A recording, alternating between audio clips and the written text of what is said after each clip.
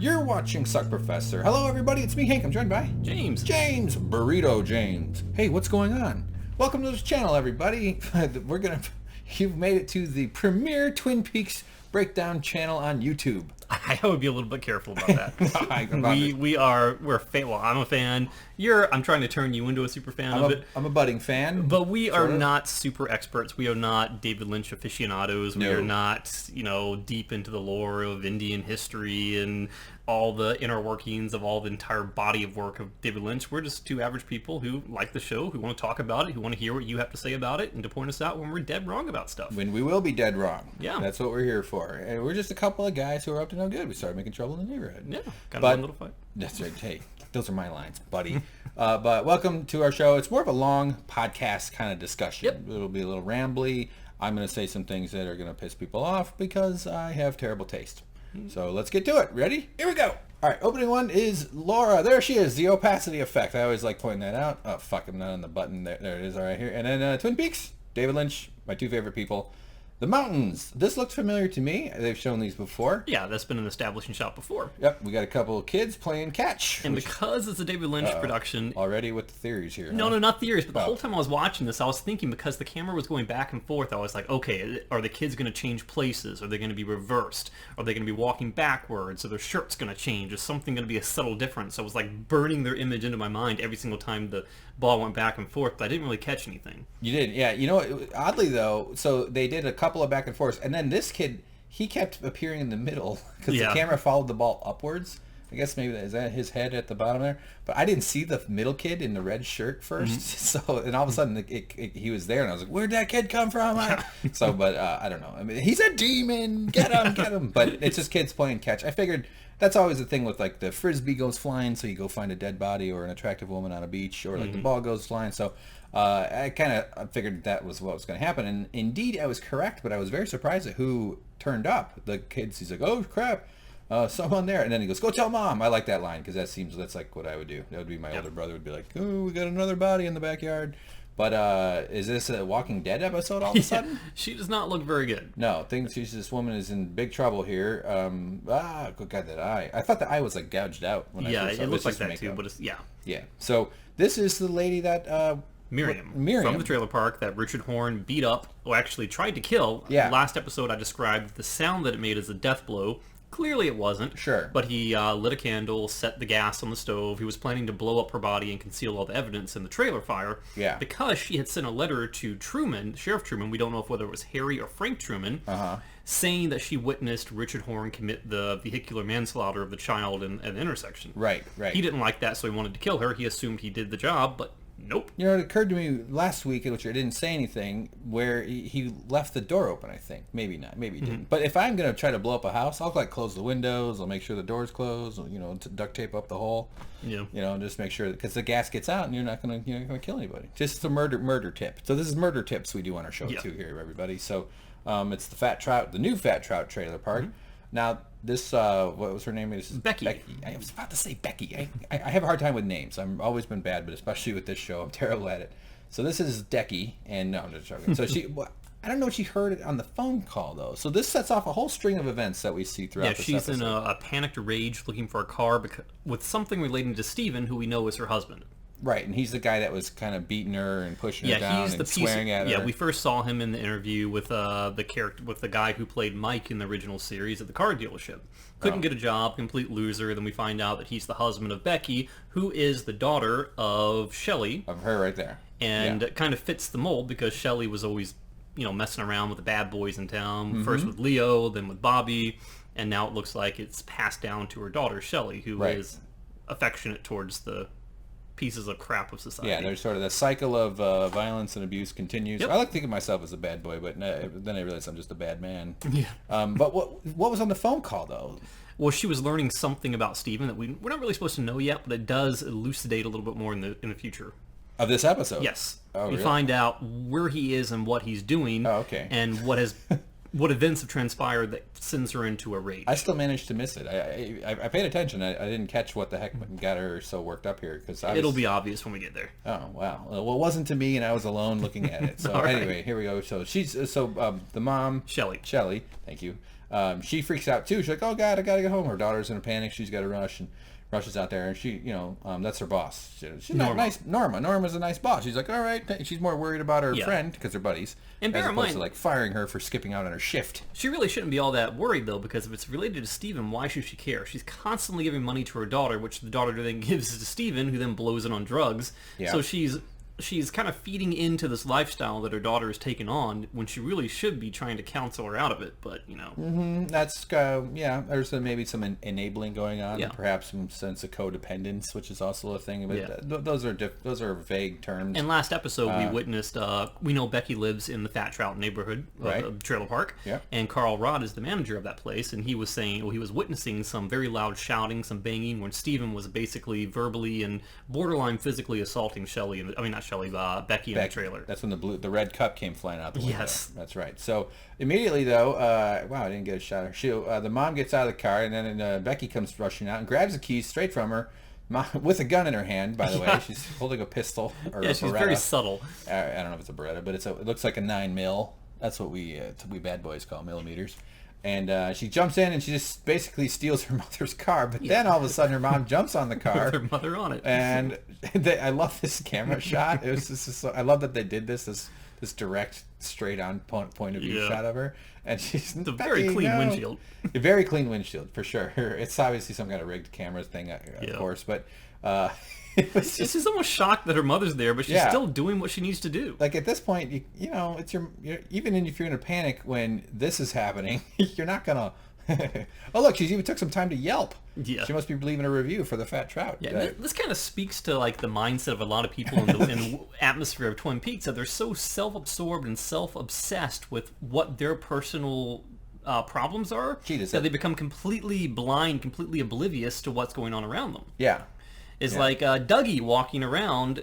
People are so zombified by their own stupid problems that they can't even realize that the man that they're talking to is only holding a conversation by repeating the last two words that you say to him. Right. They just can't pick up on it. I would pick up on Dougie being very different within a couple of seconds. Yeah, but the people of Twin Peaks are just weird, they don't really to put it lightly. Yeah, it's almost like they're written by a man who has those qualities himself. No, that can't be Could that possibly be true? No.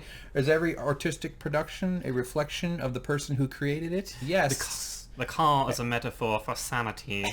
She is struggling to grasp onto the windshield wiper, which is trying to scrape her away from the precipice of madness. Wow, well done. Wow, jeez. You should give tours at museums. Yes. It would be fun if she did the windshield wiper move. That's always fun when someone's on your car. I do that at least once a week. So then again, she does this whip around with the car. I love how her shoes fly off. I know, I was hoping to get shots of that. Again, the whole shoe thing, Dougie with the shoes going through the outlet, leaving it behind, occupying another person's shoes, whole theory, red shoes. Red shoes, that's right. Wasn't that a show starring David Duchovny on Showtime, The Red Shoe Diaries? I've heard of it, but I don't know who it was. Like softcore porn, and then you'd watch it and you're like, this is not even softcore, this is soft. And so am I. Good Lord. Get it, James? Get it, James? I do, but I don't want to. Oh, I miss being a teen. So there you go. Yeah, the red shoes go flying. Hey, look, is that a person up there? I mean, that looks like a leg. You can still be a teen. You can just be a triple teen. These are tripods. I bet you this is the film crew. It could be. Look, I bet you that's where they filmed it. Wouldn't surprise me. I gotta watch it again. I think that's a tripod leg.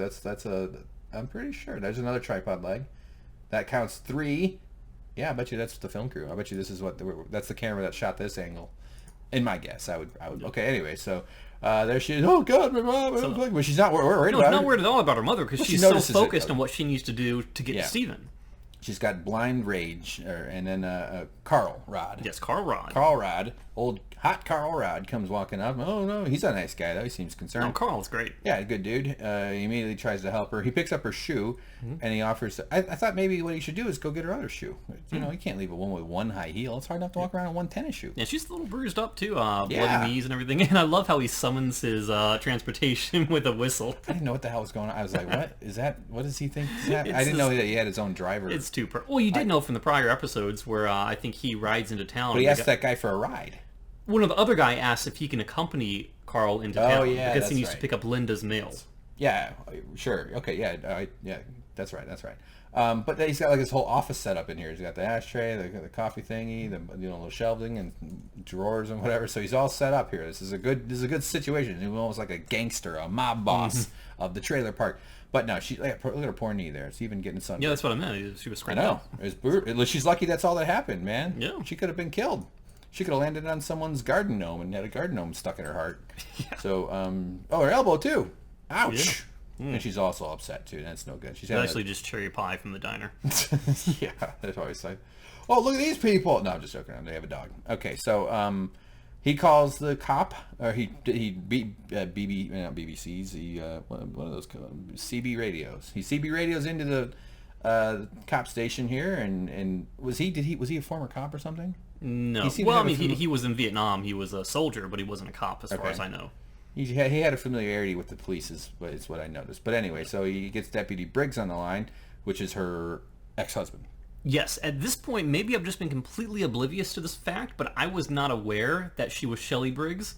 Oh, okay. Because I know that she and Bobby had a fling, and they were kind of a couple after Leo left the picture in the original 2 seasons, but I was not aware that they were married, nor was I aware that Becky's last name was Briggs and that was their child. Okay. Yeah. Well, this was news to me. Maybe I'm behind the times. I don't know, but yeah. You weren't reading Lynchipedia? Apparently not. You son of a bitch. All right. So, wait a minute. Okay. Yeah. So there's the. She gets into this place here. This looks like a hotel sort of stairwell. That's a nice. Or an apartment complex. Apartment complex. Maybe that's probably more accurate. Yeah. And she goes charging up right up to 208. Is there any significance to that number? Not that I can think of. All right. Well, that means there is. Okay. I'm sure there is. So get out of here. Get out of here. She's calling up for God. No, she's just frustrated because he doesn't seem to be home. There's no answer. Then this lady comes out.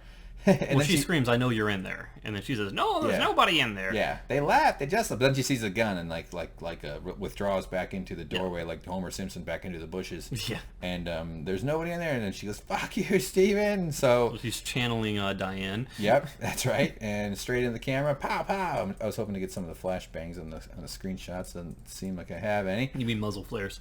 Flashbangs, muzzle flares. Yes, I did. Yep. I did mean to say muzzle flares. Muzzle flashes. Mm-hmm. Muzzle bangs. So muzzle tovs.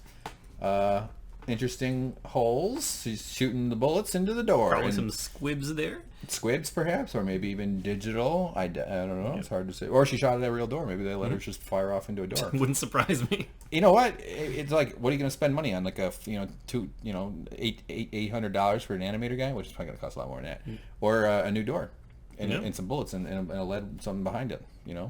Like a pan. That's what I would do. A bunch of phone books back there. Okay, sorry, I'm getting distracted. So it doesn't seem to be that he was home. Then there was this interesting shot. Well, it's not that he wasn't home. It's that that's not where he lives. Oh, okay. That's the key thing. Why did you think he was there? Because she apparently got a phone call that he was messing around or hanging around with another woman. Oh, okay. Because we find that out later. Well, we find out that in about 5 seconds. Oh, all right. So anyway, this really interesting camera work. I really thought this was very cool.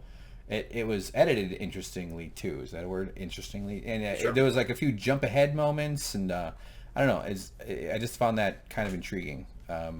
Okay, choice that so there he is. Yeah, so we know that he's still in the building. We know that he's simply hiding. He heard the gunshots, and he's with a person. And the first time when I started watching this, I did not recognize the person he was with. I didn't recognize either of them. I was like, why did they show those 2 random people? It wasn't until the very end of the episode that it became apparent to me that was Kirsten Hayward. Kirsten Hayward, yeah. Kirsten Hayward, famously one of the Hayward sisters, the youngest of them, who shows up in the original seasons in just 1 episode. Mm-hmm. And she is playing the piano over the end credits. And she's like, she shows up with a little tiara on. She is the daughter of the town doctor, the sister of... the town doctor's other daughter? Yes. Yeah. Exactly.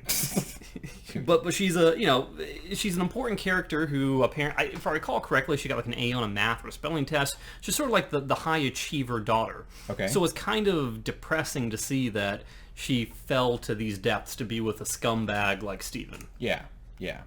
And they're dodging the bullets of the enraged spouse, but they're not really married. Are they married? Yeah, they're married. Yeah. They're married. Yeah. Steven and Becky are married. Yeah, sure. I didn't want. Can you be a spouse if you're not married? I guess if you live together for like 30 years, you become common law. I don't know, whatever. All right, so all of a sudden, she just get a bunch of phone calls? Is that what's going on here? Because she keeps saying, okay, someone's on the way. Right, because someone's on the way. It basically shows that a lot of people are calling in about the same incident. Right. Which means that not a lot goes on, that when something does go on, it seems like the entirety of the phone calls is related to that singular happening. Yes, I heard gunshots. Someone's on the way. So that's what's going on there with that. I like this establishing shot. I thought they did a good job. They picked a good spot to put up their tripods. And the cops show up. The old feds with those Fed cars. They come rolling in. What are those, Bonnevilles? No. Is that what are they call those? No, we're about to see a very important scene. I didn't get any screenshots from the next 10 minutes. That would figure. I fell asleep with my finger on my nose. All right. No, so they all get out. Hastings. William Hastings. Bill Hastings. Yeah, played by Scooby-Doo guy. Zoinks! Yes. Oh, hey, Scoob! So we know that he disclosed to the FBI that he had a meeting with Major Garland Briggs. Yeah. In what he described to be the zone. So he is now taking them to the site of the zone. Right. Where they were in that, and he confirms. All right, this is where it happened. He's having a bad day though. He's not feeling real good these days. But he has no memory though. He doesn't know how it all went down. It's all very mysterious to him. But then we see apparitions appearing. Are these the woodsmen? It's the woodsmen. And keep in mind what color that building is on the right. Yes, I was about to say that. This. I noticed this on the right, and this broken thing is at the corner end of this building, right? Yes. So yeah, pay attention to that. And then he comes into full focus or full opacity, I guess, and then he disappears and off he goes. Yeah. That's some James Cameron stuff right there. Yeah, I mean, this is like this kind of special effects I could do. What you would just film it twice and then just mask it out. No, I actually did this video effect when I was in the 8th grade as a project. Yeah, it's not. I've never even done it. I know I could do it the first time and get it right. So he's like, hey, what was that? And did he? Yeah, so they absolutely saw that. That wasn't just something that happened in the background. They're well aware of it. Yeah. I like their poses, though. They've kind of got their gun out poses. They're kind of looking pretty cool. David Lynch even did a little action scene movement here. He went and he ducked into the fence thing for the old guy. That's a pretty good move. So they go in, we hear electricity crackling. Which is incredibly important and pivotal to the series because that's usually a sign that some sort of supernatural Blue Rose event is going on. Indeed. Because electricity and the lodge are intrinsically linked. That's right. Just like you and me. Yes. We're intrinsically linked because I owe you money. And then there's... Wow, I didn't think that was a good one. I like that. Really? Okay. All right, I'll take it. All right, show's over, everybody. I'm out. No, so all of a sudden we get this kind of blurry effect from above, but he starts to notice something going on in the sky. He sees this bizarre vortex. That's right, and it sort of things are swirling into it, and kind of a hole is opening into the sky. And this being what's described as the zone, this kind of reminded me of like True Detective a little bit, but also like a Thinny, sort of like in the... Remember what's that book series? The Gunslinger, the Dark Tower? Yeah. It's where like the veil between dimensions is ultra thin. Oh. Where they call that a thin? It's a thinny. It's sort of like it's actually a creature, but let's not get into that. Sure. It's sort of like the nexus between two dimensions. Okay. All right. Yeah, definitely. I mean, it's even capturing light and spinning. Oh, that's a fruit fly. Sorry, everybody. We got bug problems around here. James, I'll throw out my banana peels eventually, okay? Why don't you back off? Do they have to hang from the ceiling like that, though? Yes. I'm like the crazy guy in that movie with all the pens hanging from the ceiling. Yeah. Okay, but even this thing is getting sucked in. I mean, everything is getting twisted in. And but what's interesting, though, about it is that only David Lynch is seeing it because he's withdraw. The closest in proximity. Right. Because it said that when Tammy interviewed Bill Hastings in the car and said, how close did you get after going through the fence? And he said something like, what was it, 20 to 30 feet or something along the lines of that? Yeah, something like that. 20. It wasn't 20 to 30, but it was close to that. Yeah, something like that. Maybe 10 to 20 or something. Sure. It was 15,000. Okay. And then but the camera, we kind of come back to the observers, and from their angle, they don't see anything. I mean, look how close Miguel Ferreira is to him, and he's not, unless maybe he is seeing it. Do you think he's seeing it? I don't think he is. He's not looking up. No, he's not. Yeah, so it's almost as though that only Agent Cole has passed the precipice of this boundary into the zone. Well, the precipice is right there, I guess. Apparently, yes. Cool. Unless there's some sort of thing with like you have to be a certain person to see it, but I don't think that's what's going on. It's hard to tell. Well, Cole has been experiencing Blue Rose events for a very long time. He's been kind of knee deep in this whole world for a while. And maybe being a deaf guy, with hearing issues, he's got heightened sensitivities to other inputs. And we don't know how he became that way either. Or really? or if he really is. Oh. Because remember that one time he was talking to Albert, and Albert kind of looked at him condescendingly, and when he said, "What?" and he goes, "You heard me." Oh. Yeah. So maybe he's faking it a little bit. Maybe he uses his hearing device as a way to hear incoming transmissions from another source. We don't really know. We don't know. I doubt he's faking that he has a problem. I should say I don't really know. Maybe someone does. Sure. We collectively as a human species, but I think he has an issue, but he can, if he chooses to use it to his advantage, he will, maybe, in certain specific situations. So anyway, I thought it was interesting that not the others can't And see. if you go back look how intently Diane is blocking the hole in the fence. She's covering them. Oh, I know. The cars, where there's another cop right there, like all kinds of other angles of approach, if that's what they're worried about. But no, I get it. I mean, there's only one of her. Oh, she's got to go somewhere.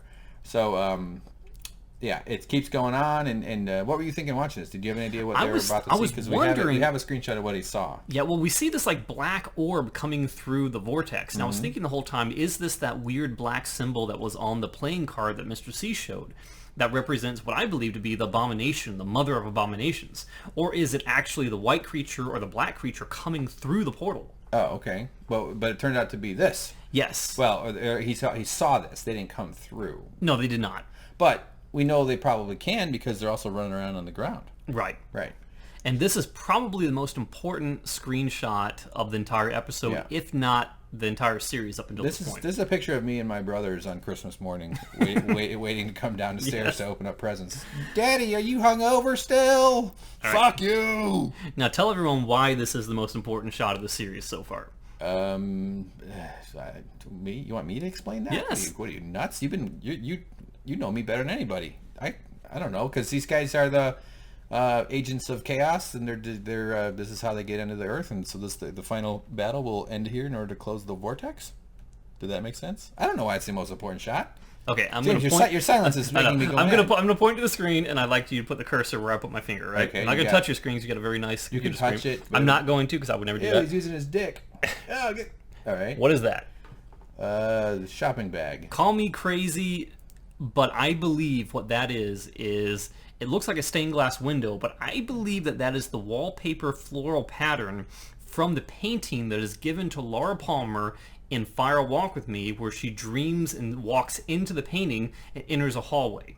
Okay. I believe that this is a safe house of sorts. This is sort of a house between dimensions that Major Garland Briggs was hiding out in before it was infiltrated by the woodsmen and he was killed by them. Okay, yeah, very interesting. Because but why is that so important? Because we hear from the giant in the very first episode of the season is that he says something along the lines of, he or they are in your house, or he or they are in the house. Okay. Which makes me think that references sort of like an intervening of the evil forces of the Black Lodge, these creatures that were created as of the genesis of the 1945 or 1956 nuclear blast? Something like that, I think it was 42, I think it was. Maybe. 42 or 45. 52.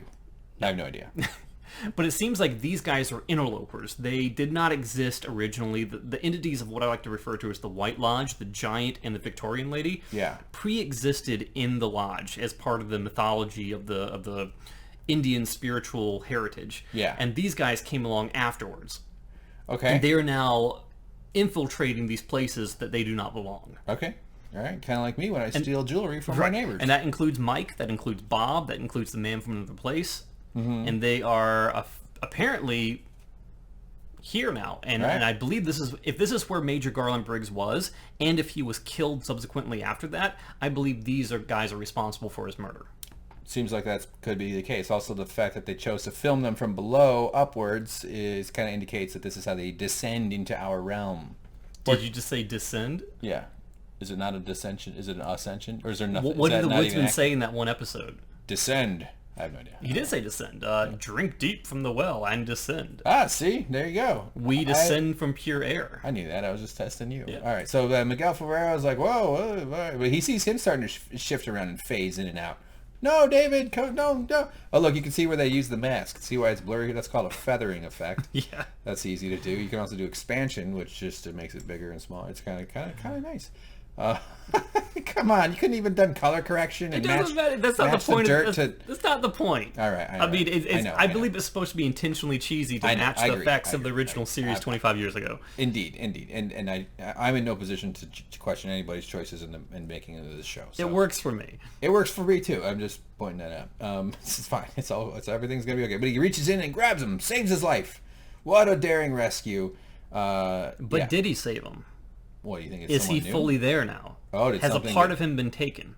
Are you just asking questions? Is that pure speculation, or are you basing pure speculation that I'm throwing out there? All right, maybe. Just maybe as a preface, everything I say is pure speculation. Yes. I don't claim to know anything definitively. It's uncut, raw, pure, 100% speculation. So then, James, there's a sad discovery. They notice a body off in the brush. It's pretty obvious who that body is. Yes, Ruth Davenport. We know as the woman's head in the bed with the body of Major Garland Briggs. Yep, she's like, ugh, gross. I didn't come here to see a gross body. And then is she looking at the guy though? Actually, I think she spots this. That's what she's seeing, and this is what we observed earlier. Don't worry, we'll get right back to the body in a moment. When James said, notice the blue thing that was on the right, and I said, make sure you also look at this. Those are the two things that stood out to me. This is flipped. Not like the blue thing's on the left. It's like a shipping crate.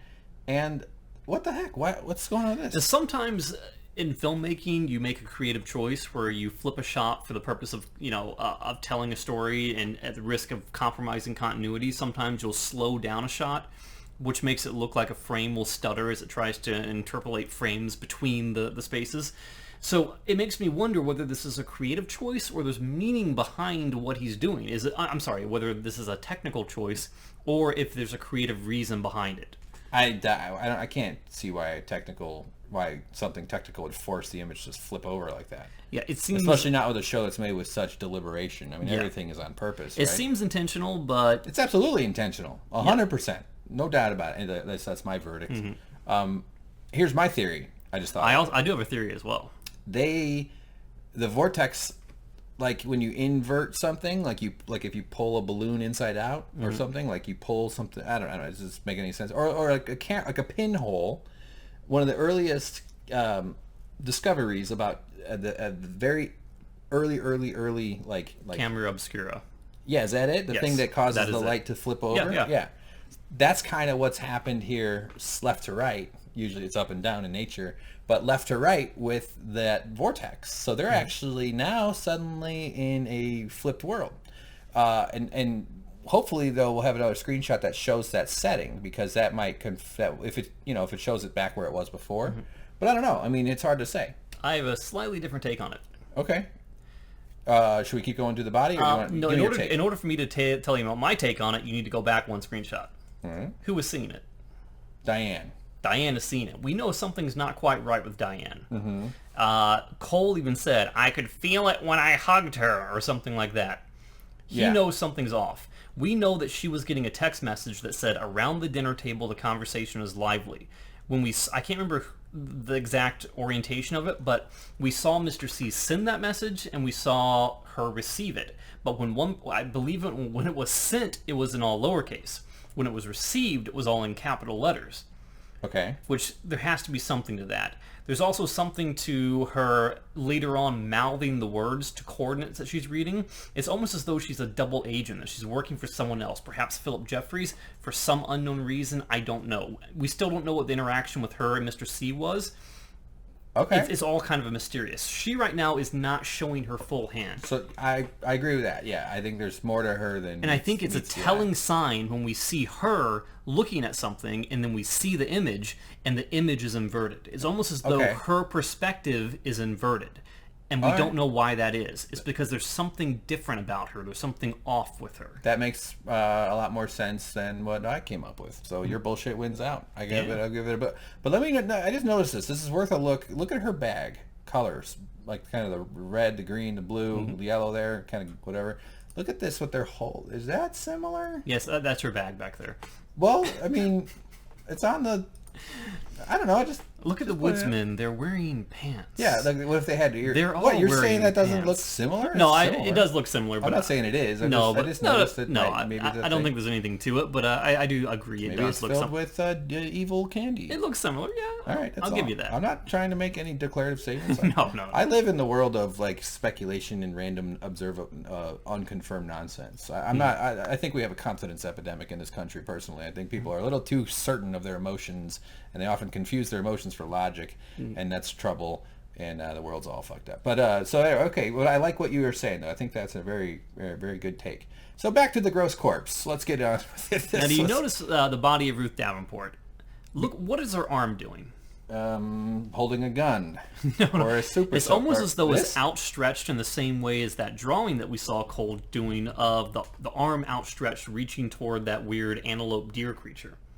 Yeah. Which is also, I believe, more likely symbolic of Bob's arm coming from the vortex of the lodge in that one famous shot from the original series. I believe it's mostly related to Bob, but I just couldn't help but see a parallel in the rigor mortis arm of Ruth Davenport. It's a stretch. It's a stretch. That's a big stretch. But I can't I can't look at that and not see that, though. Okay. That was just a weird arm poking out. Here, let's do a picture of it. We got. I know where it is. So there it is. Right. You're saying this? That's clearly the bangle bracelet that she's wearing as well. What?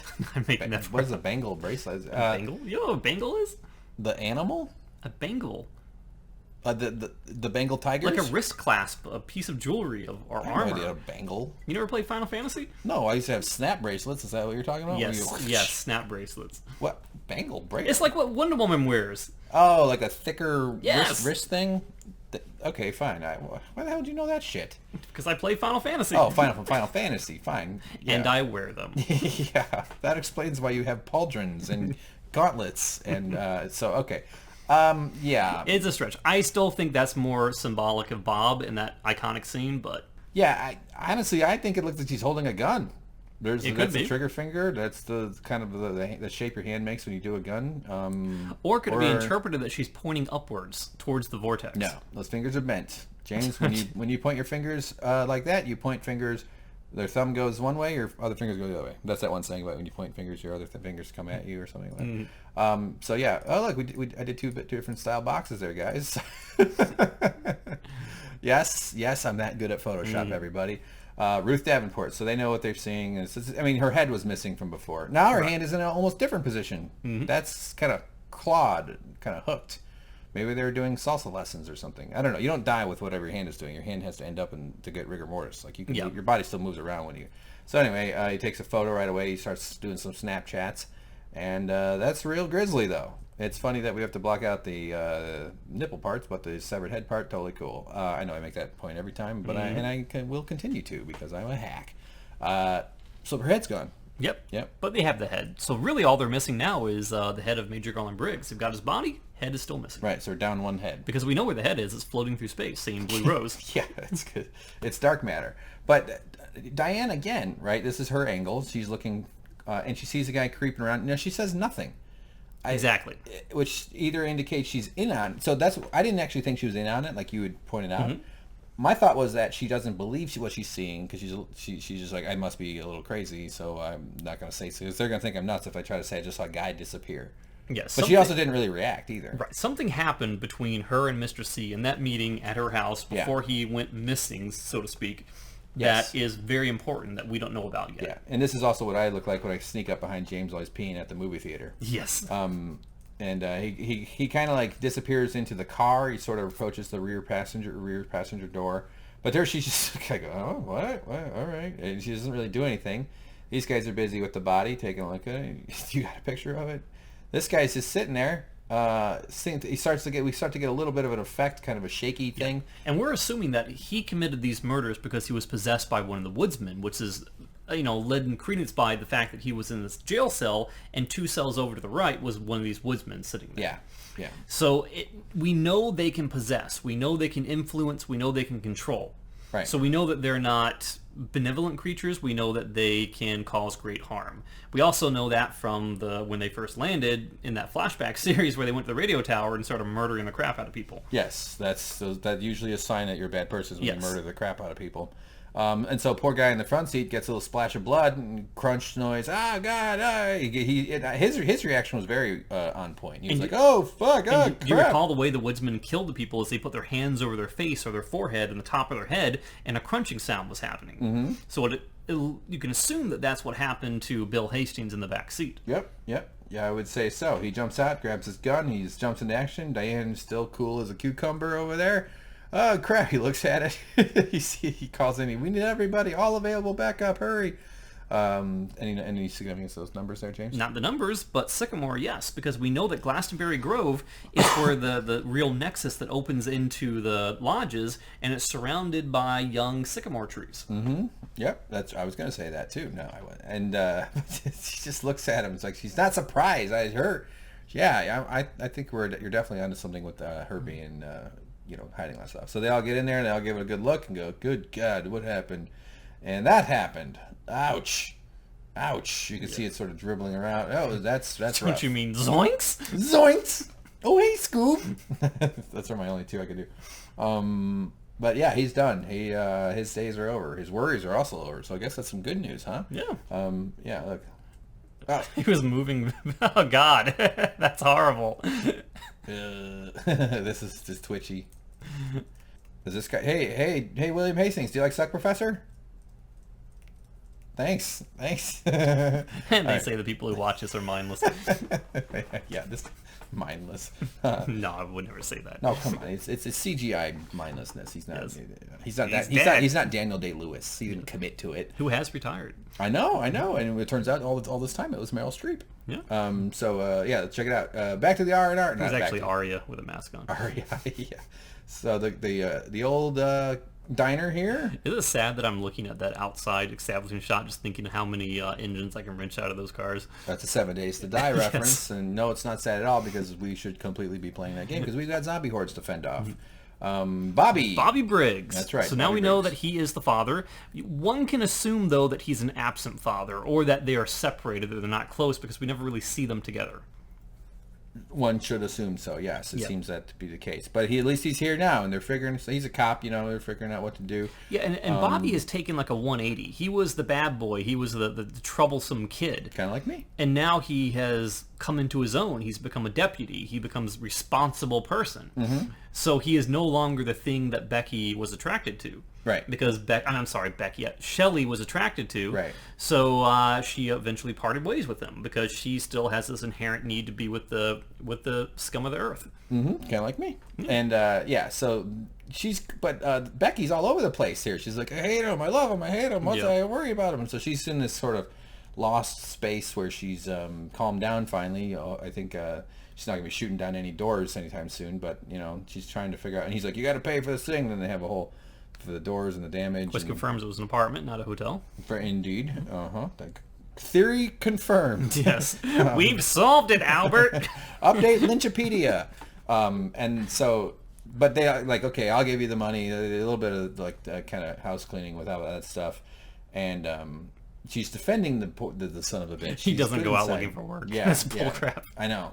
It's but she thinks so. And then the dad gets real mad when he thinks that maybe he's been hitting her. And I like the face he makes. He's a little like, oh, come on, he's real pissed off because he's basically saying, you'd be in jail if I wasn't a cop. Yeah, and that he's been kind of giving him a pass, hoping that he'd turn it around because I care about you. But that's not going to happen. Yeah. So one more time, one thing goes wrong, and I'm not tolerating this anymore. I'm going to bring the justice in on him. And now all of a sudden she seems to recall, now that her problem is solved and she can go on to thinking about other things, it now floods back into her memory that she flung her own mother off of the hood of their mother's car.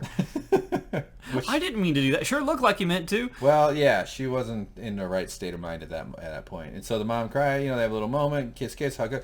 When people wear rings on their fingers, I always think like, gosh, aren't you just worried it'll fall off? It's just so close to the end of the tip. What? You mean above the knuckle? Above the knuckle rings. I've never seen such a thing. That's a common thing. I see it all the time. Really? Yeah, women do it. I think it's trendy. I think somebody figured out, hey, why are we only using the one knuckle? We should be using all three of the chunks of the finger. I don't approve of that. I don't like that. Yeah, I don't give a fuck what people do. They're not bothering me with it. But I'm more just thinking, aren't you worried about losing your little circle? That's like wearing a necklace above your nose. Yeah, those are called headband necklaces. All right? Ask some queen or something. No, it's not a big deal. I'm not judging it. I just think that they would lose it. That's all it seems to me. That's the same finger that the owl ring would be on. Yeah, okay, yeah. It's one of the 10 fingers that the owl ring. It is the finger of madness. Yeah, is that what that is? The owl ring? No. But we do know that they were referencing like the different fingers in that one scene where one was pointing out things. But that's neither here nor there. So okay, all right. Well, moving on. So and now, who is that? A new hunky bad boy shows up. No, he's not new. Oh, an old hunky bad boy. I don't know. Who is this guy? He's got a white T-shirt. He did look a little familiar to me. On and on while you chew it, so get on a little longer, sit fresh a little longer. Go on. With Big Red. Yes, that's Red. How would I know that? Big Red. Red, he was the guy who was talking to Richard Horne. He was like the guy who was talking down to Richard Horne, who sent him into a furious rage that caused him to drive into an intersection to kill the kid. He was the guy, the magic man with the weird coin that could flip into the sky and have it just hang there. Oh. He's the new bad boy. Right. Yeah, well, you can tell he's a bad boy because he's got a leather jacket and he walks with his fingers in his pockets like that. That's the ultimate sign of toughness. So there's rampant speculation that this guy is either an entity of the Lodge or he's possessed by an entity of the Lodge because his magic seems to be real magic. Okay, all right. So he's of course, because he's a piece of garbage, Shelley is attracted to him. Well, yep, and I'm attracted to him. Hey, I mean, why not? Look at him. Who could resist that kind of fucking machine going on right there? But anyway, she sees him. Then she takes an immediate turn, though. I thought that was a little bit weird. That it just goes to show that she's still the same person she was in the original seasons. I mean, she's had a really tough day. She's learned nothing. This is a weird, crazy ass day. She's with her ex-husband. She's with her daughter, who should be in jail for shooting a gun into an apartment. She got thrown off the hood of a car. She's at this emotional reconciliation moment. All of a sudden, this guy shows up. Hey, it's handsome Norm Macdonald. And then she's like, oh, yeah. It's like, what the fuck? She immediately goes and starts making out with him. That was super weird. But she moves it outside the window so they can be more subtle. Bobby but it's watches, a little too late. Bobby watches and she sees him and they're like, okay. Then they go over and he's like, oh, man, this is ex-wife and she's making out. That's always got to be a little awkward for anybody. He's like, and so the daughter sees him. I actually kind of like the way they shot this, the way they didn't use any words for this moment. I just appreciated that they were able to convey a good bit of emotion, even though it's fairly straightforward emotion, but they did a good job capturing it, especially with the daughter kind of just looking at him like, oh man, this must be awkward for you, huh, pal? Better take a big sip of damn good coffee. But there she goes, making out with him. Look, she sticks her finger in his ear, she's going to lose that ring, man. It's going to go right in there. So, so they have a little smooch. It did say smooches too, by the way, in the subtitle, closed caption, whatever it's called. And then he runs. She goes inside. Okay, we're gonna meet up later. We're gonna bang, and he runs like off. a child in the night. Which I understand. If I know I'm gonna get some banging, I'll run. He's already been seen by Bobby and the daughter. I mean, what's he running from?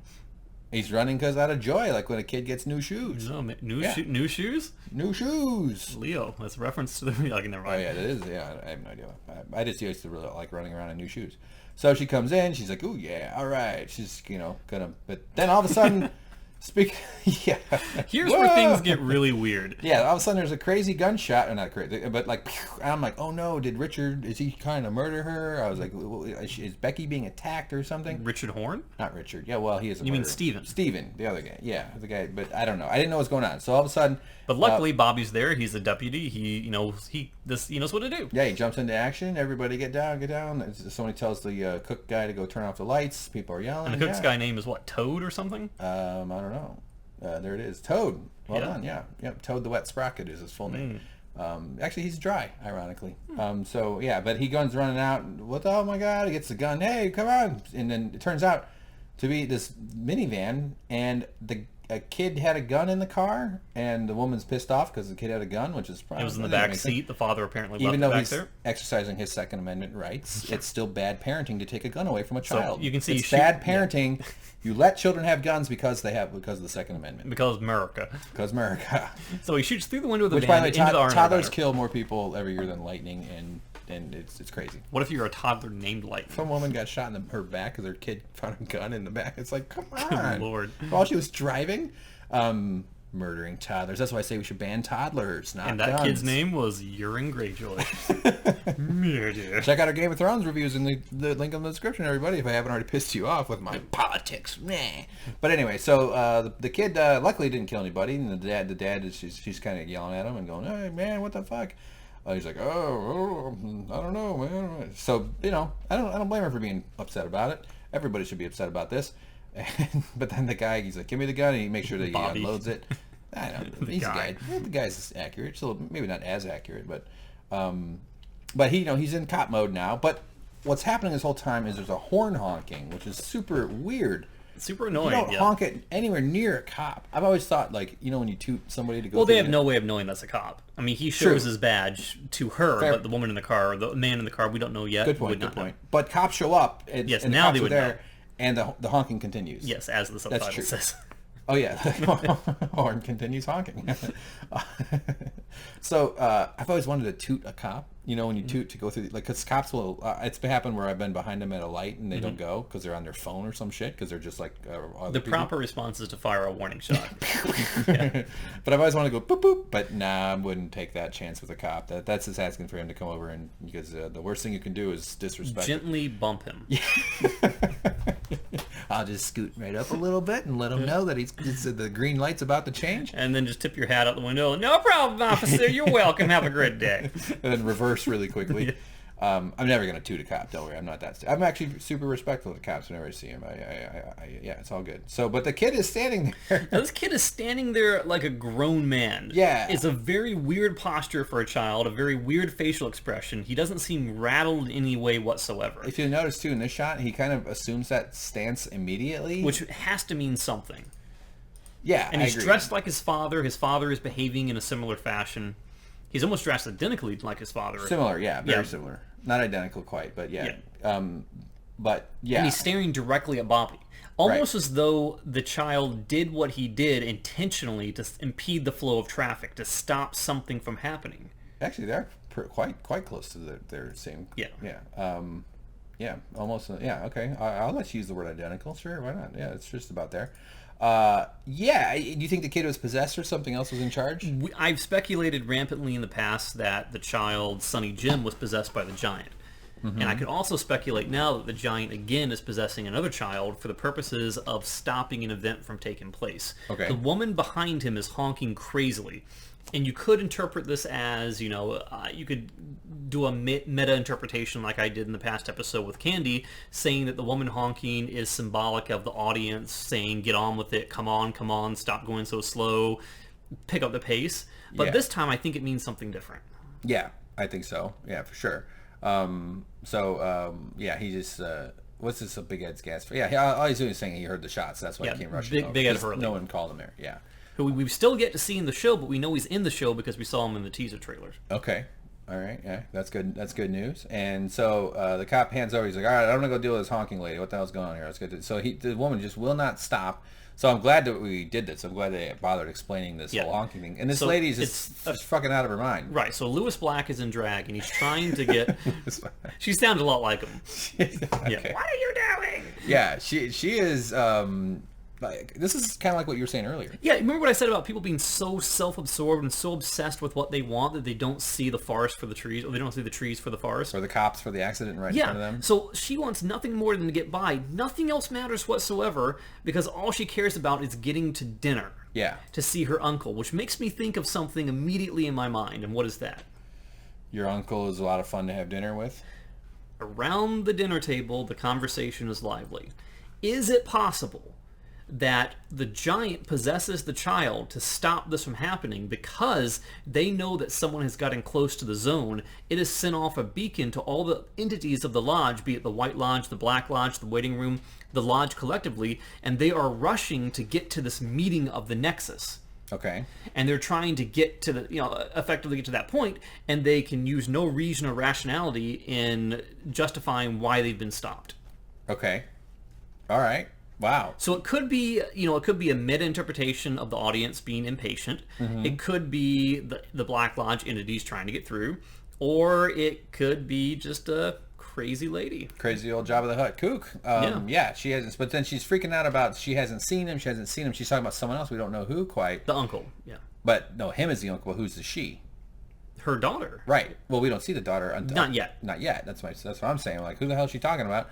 And then this goes from fucking crazy to absolutely bonkers. Another thing I should point out, though, before we get to the bonkers? Before we get to the bonkers, right. What did Bill Hastings say when he was describing the events at the Zone? When he was with Ruth Davenport? Yeah, I don't... there's Zoinks? something like there's so many people here. There's so many of them here. Okay. And we know that Philip Jeffries famously met with a group of the entities above the convenience store, which could make you believe possibly that painting that the Tremons gave to Laura that we see mirrored in the wallpaper in that vision that Cole had could possibly be the stairway leading up to the room that's above the convenience store. Okay. So it could be that she's on her way to this lively dinner, this lively meeting at the convenience store. But who knows? So did you say that we'll end up at the convenience store with some sort of meal? No. Gathering? Maybe not like a real dinner. I mean, that's kind of the visual imagery that came to mind for me. Pass the Garmin Bozo, James. Yeah, I mean, pure speculation. I'd love to hear what other people think this represents, but that's kind of the vibe I was getting. Okay. All right. Hey, I like it. I like where you're going. Also, one other thing. Let's back up. About the whole thing about people being so self-absorbed. Would it be safe to say that people in Twin Peaks seem to be corrupted, seem to be inflicted by this sort of sickness, this illness, this plague, where that they're so caught up in their own heads that they can't really react to the world around them? Could this be the sickness that she's referring to, a metaphorical representation of the sickness that descended over Twin Peaks so slowly that no one has really come to notice it? Yeah, I guess so. It could be, yeah. I mean, my thought is that sickness that you're referring to is true of all of us in a way. Mm-hmm. Like, we're all sort of governed by forces we don't fully understand.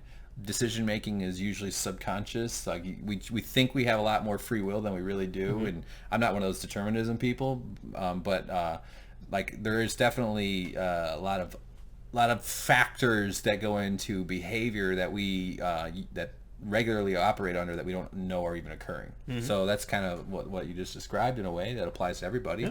And maybe that's what the show is sort of about, is that being forces beyond your control that are sort of influencing things around you. Mm-hmm. And that's why I need 10% of your income, James, and here, have a cracker. Yes. All right, so she's sick. So now all of a sudden we see... It just like rises like a corpse. Yeah, you don't see her really. Almost like with the arm outstretched, just like the arm of Bob coming through the portal, like the arm of Ruth Davenport. Yeah, it seems like there's a parallel there. It could be a parallel. I don't know if I'd call that the arm like the hand, although it is a bracelet. Maybe it is. Well, it looks like a teen girl, and teen girls wear bracelets. It's almost like a zombie rising from the crypt, or like... Yeah, it reminded me a lot of like The Exorcist, of Linda Blair and the pea soup thing, where she's, as though it's almost implying that she's possessed. Like, this car right here is filled with two people that were possessed by woodsmen. The woodsman is fully taken over the mother driving, but the reaction to the possession of the little girl is maybe the little girl is more pure in heart. Maybe she's harder to take control of. Maybe she is resisting. Maybe she's fighting. So this is the kind of reaction we get. She's going to barf up one of those toad bugs. Maybe. Those frog bugs. Or maybe the frog thing just crawled into her. Who knows? Could be. And she's obviously a fan of Beyonce, because she's going, oh. Wow. Yeah. Sorry. Really good. That's my contemporary music reference for the day, everybody. So she's a Yanni fan. That's because of the low gurgle. Get it? I don't know. Or the fact that the mother referenced that she had to get to the dinner to see the uncle before she even mentioned that her daughter was sick. Right. As though she prefaced it, she put that before her daughter, which should have been her first thought. Yes, the vomiting zombie daughter would definitely be your priority, not that she's not going to see her uncle tonight. Yeah, for sure. So what exactly this represents, I am not going to say by any stretch of the imagination that I know. Yeah. But there's a lot of angles you can take from it. And she's also a fan of John Mayer. That one I don't get. I don't get it. I made it up. Body is a bubble gum or something like that. Oh, yes. Wonderland. Well, yeah, same thing. But she's sort of aware. I mean, she turns towards him and the mom, I guess, so she's somewhat aware of her surroundings. And she looks straight at Bobby, just the same way that child before looked straight at Bobby as well. Her right now, it looks like. But man, that's nasty, though. That is very disgusting. I should have blocked that out. Shall we move on? Yes, we shall. It's a kooky moment, though, and Bobby should have freaked out and called the paramedics right away. Yeah. I mean, I don't think... Like, he's a cop. He's got to help her. I think Bobby's questioning his career choices now. Yeah, I wish I would go back to being a bad teen. Yeah. So, anyway, all right, now back to a laptop. This is Sheriff Truman and Hawk, and they're looking at... I remember this is zoomed out more. This is Seattle, kind of interior of Seattle. I used to live in interior, Washington State, I meant to say. Okay, so I don't think that we got the screenshot for this, or maybe we did and I glanced over it. Well, but Ruth Davenport had the coordinates to whatever they were looking for that Mr. C was after written on her arm. Yes. And I think what's happening now is that Hawk is and Sheriff Truman are plugging those coordinates into a computer to see exactly what those coordinates represent. Even though the last few digits were smudged, it seems to represent something. Yeah, I think they did a close-up of it. Yeah. I didn't get the screenshot of it. Yeah, that's right. So, all right, so we're back to the computer screen. There it is. And yeah, they're talking. They're trying to figure out where they're going to go next. This is the coordinates are, though. Yeah. Right. So he pulls out this magic map. Yeah, this Native American map, which he says that it's always current. It's like a living thing, which is really interesting. Yeah, I'm like, well, then I would like want to watch it update itself, Yeah. like an iPad. It's a living thing. There you go. He said. So there's a lot of symbology going on in and here. I'm glad that you got this screenshot, because at first I saw that symbol up there, which was the same symbol that Mr. C said he was looking for that was on that playing card. Mm-hmm. The same symbol we've seen before in other contexts that seemed to represent something foreboding and evil, but they passed by it so quickly that I thought that they weren't going to come back to it. Yeah, I'm glad I got, and we know that Major Garland Briggs was someone who took over a listening outpost in, I think, like I forget what it was, but it was in the northern part of Twin Peaks up in the mountains. Mm-hmm. And this was given to him by Douglas Milford, who was his predecessor. And we know that there's probably something very important there. I think that's actually where he died in the fire, allegedly, back during the events where he left the picture. There's also, for some reason, a sideways banana floating above everything. I think it's a moon, actually. Yeah. I think it's a moon, James, not a banana. Come on, grow up. So yeah, he's basically gets into this whole fire thing, and then there's another thing. Look, are those doves? Are those peaceful doves? There's a fire outside a cave hole, right? But he's going into it saying that it's not a campfire. It's fire, but it's representative of something else. It's the fire symbol, right, which we've seen in the lodge. The symbol of fire is the symbol of the lodge in a sense, because that was what was floating over the slot machines when Dougie was being led around. Yeah, like a little apparition. Like modern day electricity. Yes. Because maybe back in the day before electricity was harnessed by mankind, these entities traveled by means of smoke and fire. Could be. But now that electricity is around, it's much faster, it's much more efficient. They've taken that as a different catalyst mode of transportation. Like the electricity is like the highway system was before they had dirt roads. Yes, the horse and buggy was the fire. Yeah, that makes sense. I like that. It's, again, speculation. I like the intention behind the fire. That adds a nice nuance to it. It's like nuclear energy. It's almost, like, well, you're either going to make weapons of mass destruction, or you can use it to power homes so that James and I can record Twin Peaks episodes. We're also saying that the lodge doesn't represent good or evil. It's a neutral ground. It can choose to be either one. It's basically the intention of the one performing an action. That's true about all fire, really. Fire is life-giving, but you can also destroy things with fire. No, you can ask Frankenstein. Yeah, James. Fire bad! James, I found one of your underwears once by the laundry room, and I immediately set it on fire. Nice. Yes, it was terrible. And ghosts came out They're of it. very flammable. Whoa! Yep. But the ghosts weren't wearing any underwear, and I saw their peepees. Little ghost peepees. Okay, so Major also... And we know from this thing that was pulled out of the back of the chair, an episode called This is the Chair, that Bobby was able to open up. The paper that was inside that metal tube. There were coordinates on it. So I think what we're seeing is, and I'm going to make a correction for myself, is that the coordinates that he looked up were not the coordinates from Ruth Davenport's arm, because he wasn't there. That was Agent Cole, so I goofed on that one a little bit. But these are the coordinates from the piece of paper that Bobby pulled from that cylinder. Okay. All right. I wouldn't be surprised if these are modeled after sequoia trees. They kind of look like they are. Do you mean sycamore? Yeah, sycamore. Never mind. Fuck, I'll take that back. But maybe they're modeled after sycamore trees. Yeah. Sequoias are those big tall ones. The redwoods. I saw the redwoods when I went there by myself and I was driving down the coast. And it was really beautiful.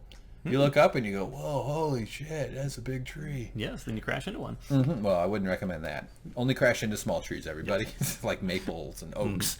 They're so big. It's amazing. Those things are beautiful. Okay, so here it refers to here. What's this? These are dark corn. Which is also symbolic almost for sickness, for disease, which is synonymous with the sick girl in the car. Yeah. And synonymous with the idea of the sickness of self-immersion descending on Twin Peaks. Not to which mention... is also symbolic of the picture of the corn in Agent Cole's office on the wall. That's right. And the fact that what is Garmonbozia, yes, which is corn, which is made out of pain and suffering, of sickness of the soul. Right. Which you know, and this corn is partially healthy, right? It's being kind of taken over from the bottom up, so it's in trouble. This one's already fallen over, and it's going to land on those spikes. And that's a turkey. That looks like that is like a bird. It's a handprint, probably, but no, I think it might be a bird. No, it's like the spike's handprint that was squeezed off. Well, James, as we are all taught in grade school, turkeys and handprints are actually very closely related. Yes. So the fact that we're like, no, it's a turkey, no, it's a handprint, makes sense. So the corn is fertility, but it's black. It's disease or natural. A sickness. Yep. You put them together, you get black fire. Which is right here with the red which is basically a corruption of the essence of the lodge. It's basically, like I was saying before, if you think about the whole Native American slant of the show, the Native Americans originally were in North America, what we call today America, right? And the white man came, did atrocious things, pushed them out. We were the interlopers. Stole their land. Exactly. And gave them blankets. Right. And now we have the lodge, which is a cultural nexus for their religion, for their belief system, which was occupied by the giant, by the Victorian lady, by other entities that we probably have yet to meet. Yep. And yet these interlopers, these creatures from space that came about from the explosion of the nuclear devices by the white man again, have now come and descended upon the lodge. They've infiltrated it. They now reside in it, and they're wreaking havoc. Yeah. So they are effectively the black fire within the lodge. Okay, yeah, some kind of unwelcome presence that's causing disruption on what's their norm was before their lands. Yeah. Yes, it's one of those. A story as old as time, my friend. Some group of people comes over and then says, "Get out of here!" and then they go, "No!" and then they have a war, and then someone wins, and then a lot of people die. Like if you read the Secret History of Twin Peaks, it goes way into the Native American thing, Chief Joseph, all that kind of stuff. All right, that sounds very intriguing. I say ne per se because that's the way that the French in me, I took 6 years of French, that's how my brain tells me to say it. And apparently because the French named them, I thought it was ne per se, but apparently the tribe themselves, when they used that term, pronounced it as like nez perce. Okay. So just to get that out there. One of the reasons I miss having a girlfriend is that I could put my pez in her purse, in her purse, and she called it a pez purse. Yes. Well done. Not well done. I could rewrite that. And in French, ne per se means pierce nose. I would call it pay per se. Yes. So, for fun. So I also want to point out, James, our favorite animal. Now, I was looking at that too. Is that an eagle or is that an owl? That's an owl with a beak. That's definitely an owl. Absolutely. It's not what it seems. What do you mean it's not what it seems? It's a drawing. Of course it's not going to look totally realistic. Fucking fruit flies. It's a famous line from the show called The Owls Are Not What They Seem. Oh, yeah. Okay. All right. Yeah. Well, I've been saying that for a long time. Yeah. My brother used to have an owl outside his house and go, "Hey, you want to hear the owl?" And then I would look and yeah. And he just farts in your face. It's a great horn. You can barely see it up at the top of the tree at night. Audrey horn? Benjamin horn? I wouldn't let my brother fart in my face. It's only how rude. So Blackfire, correct? Yes, and we saw this. And now they actually did address. I was really glad they went back to it because we've all been wondering what in the world that thing is. Yeah, he's doing that Kids in the Hall sketch where he pinches stuff. Oh, I'm squishing your head, squishing. Pinch, squish. Yeah. So, what did he? Yeah, he won't tell him. Why in the world? How horrible a thing can it be that Hawk will withhold information that's pertinent to an investigation? Especially from his boss. Is it really representative of the mother of abominations, the creature, the destroyer of worlds, the hoo-ah of Babylon? Is he saying horror? Yes. Okay. Hoo-ah. That's my... Your Sopranos version of... No, Sopranos? No, who says hoo-ah? The guy with the white ear, the white phalanges on his head. No! Hey, Al Pacino! We're gonna go see some... Hoo-ah! Son of a woman! Gonna see some hoo-ahs.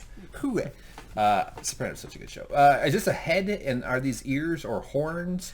And is this the face floating? Is this Garland Briggs' head? Because this is... Moon makes me think space. Space makes me think about heads floating around. Right? Well, we know, I mean, there's been a lot of rabbit references. Is it about the bunnies? Then there was, what was that place called? Donnie Darko. Yeah, well, that too.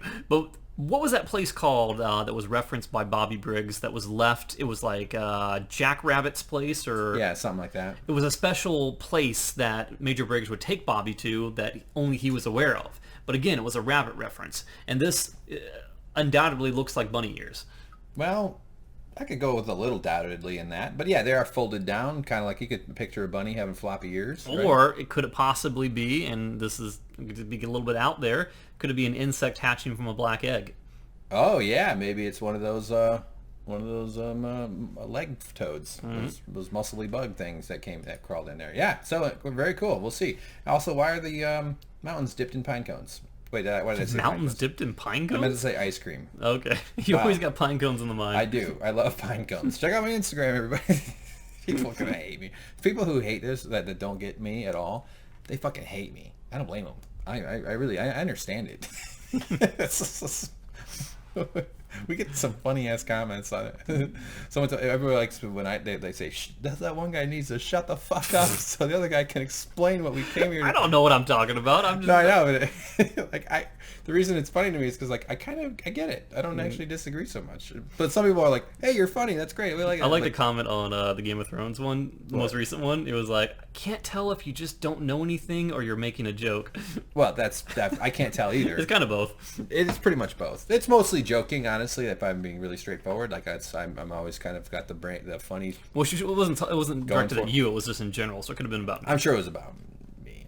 I mean, I'm pathetic. I'm a sad, horrible. With a major deficit or a validation deficit that I'm constantly trying to fill by getting the approval of strangers by trying to be funny. If you come visit me at work, I'll validate your parking. Yes. All right, James, I'll be there. Okay, so Lucy. Okay, so yeah, I did. So this is actually. So you know how I've kind of been hard on Lucy. Yeah. For most of our review, I found this exchange just right on point. I liked it about her that she explained how the blinking light works. She's like, it'll be the blinking. She didn't even say that. It's the blink. I just thought it was funny that. I'm gonna say 3 words that have never been said before in the history of time. Well, okay. I love Lucy. Oh, nice. That's good. I thought you were gonna say. No, she's really a great character. This would be what they'd call that show if they made it nowadays. What's up, Lucy? And Lucy would be a phone sex operator. And again, from the episode where they're talking about the chairs, I really like the red one, Andy. Mm-hmm. I really like the beige one, Pumpkin. That was a beautiful moment. Yeah. Yeah. But yeah, so they're still going on about furniture. That's what that is. Oh, right. But it like she was doing her job of transferring this call, but she just was talking about something else. I found it charming and kind of adorable. So, she's growing on me. Mm-hmm. So... Anyway, she explains to them how it works. They're very tolerant of her. As though they don't know how to transfer a call by now. It's the one that's blinking. Like in the very first episode of the pilot where she's sending a call to Sheriff Harry Truman at the time saying, I'm transferring it to the phone. It's the one in the waiting room, but it's the one on the left, not the one on the right. The red one that's going to be blinking. Yeah. Come on. She's a very literal person, and she struggles with the notion of it's almost as though, she struggles to figure things out, and she basically impresses that on other people as though they will have the same trouble that she would have, right? But they won't. Yeah, no, but they tolerate it, so she's never been negatively reinforced, so she probably thinks everybody else is as dumb as she is, but she's kind of fun. She's endearing. Yeah, I like it. So Hawk gets a phone call. It's the log Margaret lady. Lanterman, the log lady. Margaret Lanterman. So yeah, first they do a little bit of, can you hear me? Yeah, so they want to know what's going on. Mm-hmm. Go ahead. You can take over. I don't know what the fuck's happening anymore. No, but she's basically trying to find out what he found based on the clue that she had given him before. Off the coordinates? Well, the clue that she had given him before was that something is missing. It relates to your heritage. Yeah. And that kind of... Oh, I remember that. And I remember her saying Laura Palmer is the one. Well, that was the prior episode, yeah. Yeah. But basically, she's basically giving him a warning saying that you're on a path that's going to lead you to fire, and my log is afraid of fire. Yeah. Fire apparently being synonymous with danger, mortality, pain. Right. As we just learned, though, too, there's some useful fires. Yeah. And you should know her husband was a woodsman, was a logger, who died on her wedding day to a fire. Yeah. And it's speculated that her husband's spirit is housed within the log, and that's what's giving her information. So it also doubly served a reason why her log is afraid of fire, if in fact her husband's spirit is in it. That would make sense. By the way, my log is also afraid of fire. For obvious reasons, because penises hurt when they get burned up. Nobody wants one of those. Mm-hmm. Sorry, James. Didn't mean to cross the line. Yeah, you said the P word. The P word. You acknowledge. I'm telling my mom. Human anatomy. All right, very good though. But so apparently the scars, the scars, the tattoos cover up the scars, yes. So I'll be fine. So the path that they're currently on is leading them to fire. They're going to be something on fire. What do you think it's going to be? Very non-subtle metaphor. I think it's going to be electricity. Well, I'm thinking that lightning bolts. I'm thinking that this nexus, this opening, as referenced by the hand in the drawing of Cole, is probably, and I don't know how they're going to do it. A different actor maybe, or maybe they just won't show him. But I think this is a rebirth of either Bob or the Mother of Abominations. Okay. All right. Well, we'll have to watch and find out. And they're in a collision course with that. Right. So they say goodnight, and off they go. Thank you, Margaret. I thought this actually almost felt like they were thanking her for her service to the show. Because she's kind of a beloved character absolutely. In the show, right? We know that she has since passed away, that her time on the show is limited. We may not see her again after this point. So I think every single scene with her in it is like sort of like a love letter to the fans of Margaret Lanterman. Is basically saying not just thank you for the information, but thank you for, like you said, your service. Right. Good night, thank you, Margaret. I mean, what else can you get? It's a literal goodbye. Yeah, that's kind of sad. I'm getting goosebumps actually, James. I'm having real emotions right now. How weird is that? All right, let's move on. So the door knocks and I didn't even see my new car. Yeah, I mean, come on. Was he trying to get him to leave the room, or is he just a weird dude? It's just a weird way to break up the scene, I think. Okay, all right. He's not butting in because he's on. No, I think he's just a goon. He's weird. Okay, what's the new car? Maybe he stole the car from that lady and her daughter. No, I don't know, because this is the same guy that showed up at that scene, right? He's one of the one of the deputies. Yeah, for sure. Okay, fine. Oh, he's drawing a turkey. No, but he's showing his hands are shaking, right? Yeah, which has happened before in the series. Let's get to who this is. It's David Lynch. I think that Agent Cole. Yeah, if I recall correctly, I think that people had like shimmers or shutters in their hands, not only when they wore the owl ring, but around the time that Bob was re-emerging. Mm-hmm. So it makes me wonder if this is like a warning sign that something evil is about to be reborn. Yeah. And this makes me wonder, was Cole really brought back when Albert yanked him back from that vortex? Did he get all of him, or was something taken? Because he's acting really weird. He's Cat on a hot tin roof? Well, yeah, he's a little weird anyway. But yeah, maybe... I mean, the physical thing, his nerves are a little shot. Something shook him up a little bit. Something is different about him. Yeah, either something's added or something's missing, or his nerves are just a little bit cooked. Right. He's just a little... But the fact he said this has never happened before means they're very clearly making it. And the fact that they filmed his hand up close, that's always a sign that it's important. So this is what they did. And this is where I incorrectly identified that the computer screen was using the coordinates from the arm. Again, to reiterate, there's no way that could be happening because the sheriff's department in Twin Peaks had no knowledge of the events going on here. Only Cole would have that. So now we're delving into the coordinates on the arm. Oh, okay. Wow, that was too far. That was too far ago, though. People are already... Fargo? We're not doing Fargo. Fargo. We should do Fargo. That's a great show. We can't. Sadly, for reasons. Yeah. That's right. Yeah, I'm saying people have probably already written the comment like, "Hey, you were wrong about that one." Well, that's the problem because it's fine. That's okay too. No, when people comment while they watch it, I love that. But then it's sort of like after you watch it, it's like, okay, oh yeah. Occasionally we do catch it later, or we correct it, or sometimes we completely miss it too. So we don't mind it when people like offer up corrections and stuff. So all right, let's keep pushing. We still got quite a lot of screenshots to get through. She wants to smoke and ask Mackley when he gets back. That's the other cop that was in there. Of course, she's annoyed. Gives him the "fuck you, Albert," and this is him saying it. He's like, I know. This is sort of their little game that they play with each other. And she's like, yeah, fuck you, Albert. I mean, she's pretty sincere about it. She's just not kidding around. But there seems to be a begrudging tolerance for each other. And finally, David Lynch asked the question that the fans have been screaming all along. Mm-hmm. And do we have an answer? And we get interrupted. Oh, damn it! Of course, donut delivery. The policeman's dream. Yeah. Like, oh, what a charming man. That's exactly what any man would say. That was so intentional. Screw you, Lynch. Yeah, take that. So, you don't get to find out what they're for. But wow, they got some great definitions of arms here. I think that the coordinates probably reference the listening station that Major Garland Briggs was at. Okay. That burned down. That's my take on it. Either that or Glastonbury Grove. What about the center of the nuclear explosion? Well, okay. We know dig down and find some that can't be the case because that happened in New Mexico. Okay. And that we get a very brief moment here in a couple of seconds where Albert talks about the coordinates and he gets cut off, but he says it represents a small town in North. And I think what he was going to say is North Mexico, northwestern Washington. Oh, okay. Which would be Twin Peaks. Yeah, it would. Yeah, probably the lodge then. Maybe that's possibly that's where Glastonbury Grove is. Okay. So it could be that, and it's also where Major Garland Briggs' listening station is. So it could be one of the two. Right. But she convinces him to let her smoke because she says it would taste good with coffee. He's like, all right, go for it, fine. And so she lights up. And it's almost as though what's a kind of a metaphor for someone who is concealing truths and. When she was looking at the picture of the coordinates, she was also mouthing out loud to herself, or not out loud, but she was visibly mouthing as though she was trying to burn the coordinates into her mind, possibly so she could give them to someone else or use them for her own purposes. Oh, I didn't even notice that. Oh, she was. All right. Very, very obviously. So it's almost as though she's blowing smoke. I suppose that's... Or she's just a nicotine addict. Yes, no, everything's a metaphor. Come on, okay, whatever. That's part of her character. But maybe, I mean, and look at him, he's blowing donuts. Yes.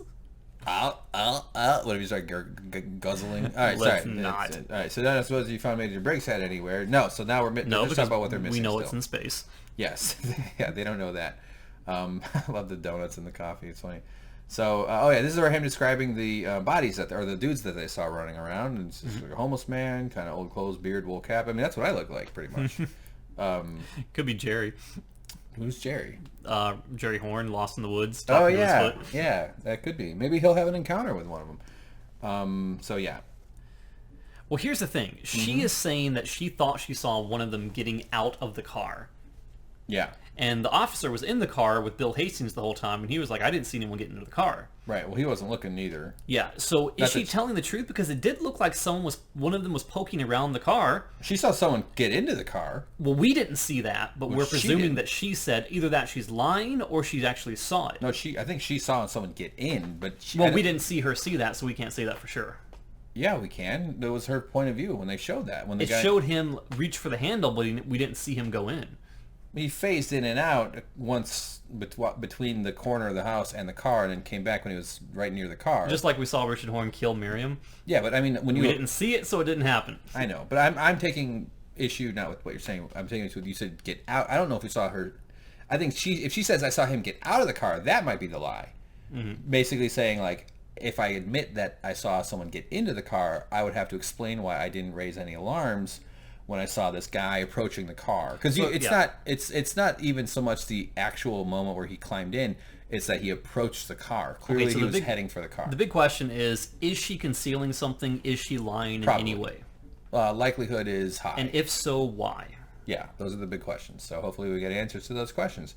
Dirty bearded men in a room. Sounds like every restaurant in L.A. Yeah, if you were to go back, he says the same kind that Albert saw. Mm-hmm. And I believe when he means that, he means the man between the building and the shipping container. I don't think Albert saw what he was seeing in the sky, that he saw the staircase with the men standing on it. Because he wasn't close Albert enough. Didn't see that, yeah. Yeah, all right. This is him describing the what he saw through the vortex. Mm-hmm. But I don't think Albert saw the vortex. But Albert did see him phasing. Yes. And then that's when he grabbed him. All right, so let's move on from that. Okay, so now clearly outside the workplace, outside the David Bowie workplace, our favorite statue, with the giant statue, with the red balloons, as people call them. I don't think they're balloons. They're supposed to be cherries on a sundae or something. I feel like this is like a molecule model, like those little things. But of course, it's not. It's not actually David Bowie. I know that, everybody. It's just because it came up in a previous thing. All right, so the old man Bushnell Williams Mullins. Mullins. Since it's just on the sign behind him. It's in there twice. It's right there and right there. He loves dogs. He's got a couple of dog statues, but he's he summons Dougie, and then he starts doing some exercising. This is one of those tough old guy moves. I'm just going to get in a couple of push-ups while I'm waiting for my employee. But of course, Dougie's such a half-wit. Is that the right word? He's touched. He's a little out of it. He has to be led along like a dog with a bone. Yeah, the guy's got to just get him to come in with coffee. You can see him, and immediately gets it, being the junkie that he is. And oh man, he cannot get enough of that coffee. And just starts chugging. Tom Sizemore. Mm-hmm. I don't know his name. Phil? Is it? No. Anthony. Anthony. Phil's the other guy. And you know why he's so intent on seeing Dougie there, right? Yeah, because he doesn't. He's scheming with the one dude that works for Philip Jeffries. He's scheming to get Dougie killed. Right. And if he doesn't, he has to do it himself, and he does not want to have to do that. Right. So it's not good for him to see Dougie talking to the boss at all. Because you have an enemy in Dougie Jones. Yes. Right. So why Dougie still has a job, I don't understand. Or I mean, he's put on leave because of the sickness. Because people can't see him for what he is. Yeah, I suppose that's right. I mean, yeah, he needs a medical leave of absence, maybe not to be fired or something. But so anyway, Dougie just sits down, just chugging his coffee. And what if he says, "You're fired. Walk with me"? What is that from? Walk with me. Oh, yeah, not bad. So it's like, what's that from? Is that a Johnny Cash lyric? So he instructs him that there's some criminals going on in here, criminal activity. This is important because he is connecting the dots based on what Dougie did for the case files. Yeah. Saying that there's undoubtedly police corruption, there's, a criminal conspiracy, people are trying to kill you and take your life, but then he segues into something that's really shocking to me. Mm-hmm. All right. Also, thanks to you now, I know that was not arson. That $30 million claim that the Mitchum brothers had is legitimate. Yeah, so they need their money. So what he was drawing on that form was not what it was originally obvious that it was. He was pointing out that there was fraud going on because he yelled out during the meeting, he's lying. in reference to Anthony. Yeah. So it's almost like the old Cole was coming out, but the Lodge was guiding his hand in a different direction. He wasn't trying to implicate Tony and trying to hurt the Mitchum brothers. The Lodge was trying to protect him and safeguard his life by showing that there was no fraud going on when there really was, probably. Yeah, because not doing that would get him killed. Yes, right. And it seems like Mike in the Lodge is doing everything in his power to keep Dougie alive. He even said, "One of you must die. Don't die. Don't die." Wow. Yeah, he got him rich, got him laid by his wife, and then got him coffee, and now he's keeping him alive. So Mike's got a tough job. He's trying to keep this buffoon alive from a different dimension. Yeah, that's hard to do. It's hard to do when you're in the same dimension. Interdimensional babysitter. That's right. That's pretty much what it is. So, so he essentially just is the scene is here. He gives him a check for $30 million and says, "You got to give this to the Mitchums." Yeah, but at this point, the Mitchums don't know that. The Mitchums want him dead. Right. Rodney and Bradley Mitchum. Yep. Do they have a joint account? Maybe. I guess so. So, So I just like that he just like whatever Dougie says back to you, which is very little, is he'll just occasionally repeat the last couple words he hears. Yeah. It's like that's a good comment, Dougie. Like they just like take it as a full-fledged conversation. I mean, to kind of reiterate the same point I've been hammering on over and over. People are so enamored with the sound of their own voice that they don't really understand that he's just repeating the last two words to you. Yeah, I mean, I was thinking people are so enamored with the sound of their own voice that they don't really understand the words that are saying back to them. I fucked up the last part of that. Fuck. Damn it! It shows that you're listening. We'll fix it after rehearsal. All right, so then he talks about being how he was a fighter, right? Well, yeah, and he's describing basically how he can afford to pay out on this $30 million claim. Oh, really? Oh, okay. Yeah, the Bushnell double down. He basically took out a deal on the deal that would protect him from the losses of having to make good on the insurance claim. Oh, okay. Wow, I didn't catch that shit at all. Battling Bud. That'd be a good name for a weed, wouldn't it? Battling Bud? Sure. Or maybe it's like somebody who's trying to quit smoking weed. I'm battling Bud, James. I need you to go get me some fries. Or it could be something about a drinking problem. That could be it too. Yeah, for sure. Yeah, definitely. Dougie is on his way to work, and he agrees. That's right, because he was just kind of like nodding to him a little. I don't know if that's quite right there, but Dougie just started imitating him though. I thought that was kind of cute. Yeah. Look at him. Hey, Dougie, do you like Sec Professor? It'd be great if you had some way to make him say no. I wanted to. I was thinking like, how could you do that? Oh, I could animate it. No. Yeah. So anyway, these guys are, it's morning time. Their Brits are having breakfast. Yeah. And the whole time I was watching this, I was looking in the bowl. It's like, oh my God, it's corn. It's Garmonbosia. And then I saw the milk, and then I saw the Raisin Bran box. It's like, okay, it's not Garmonbosia. I was thinking this is Cap'n Crunch.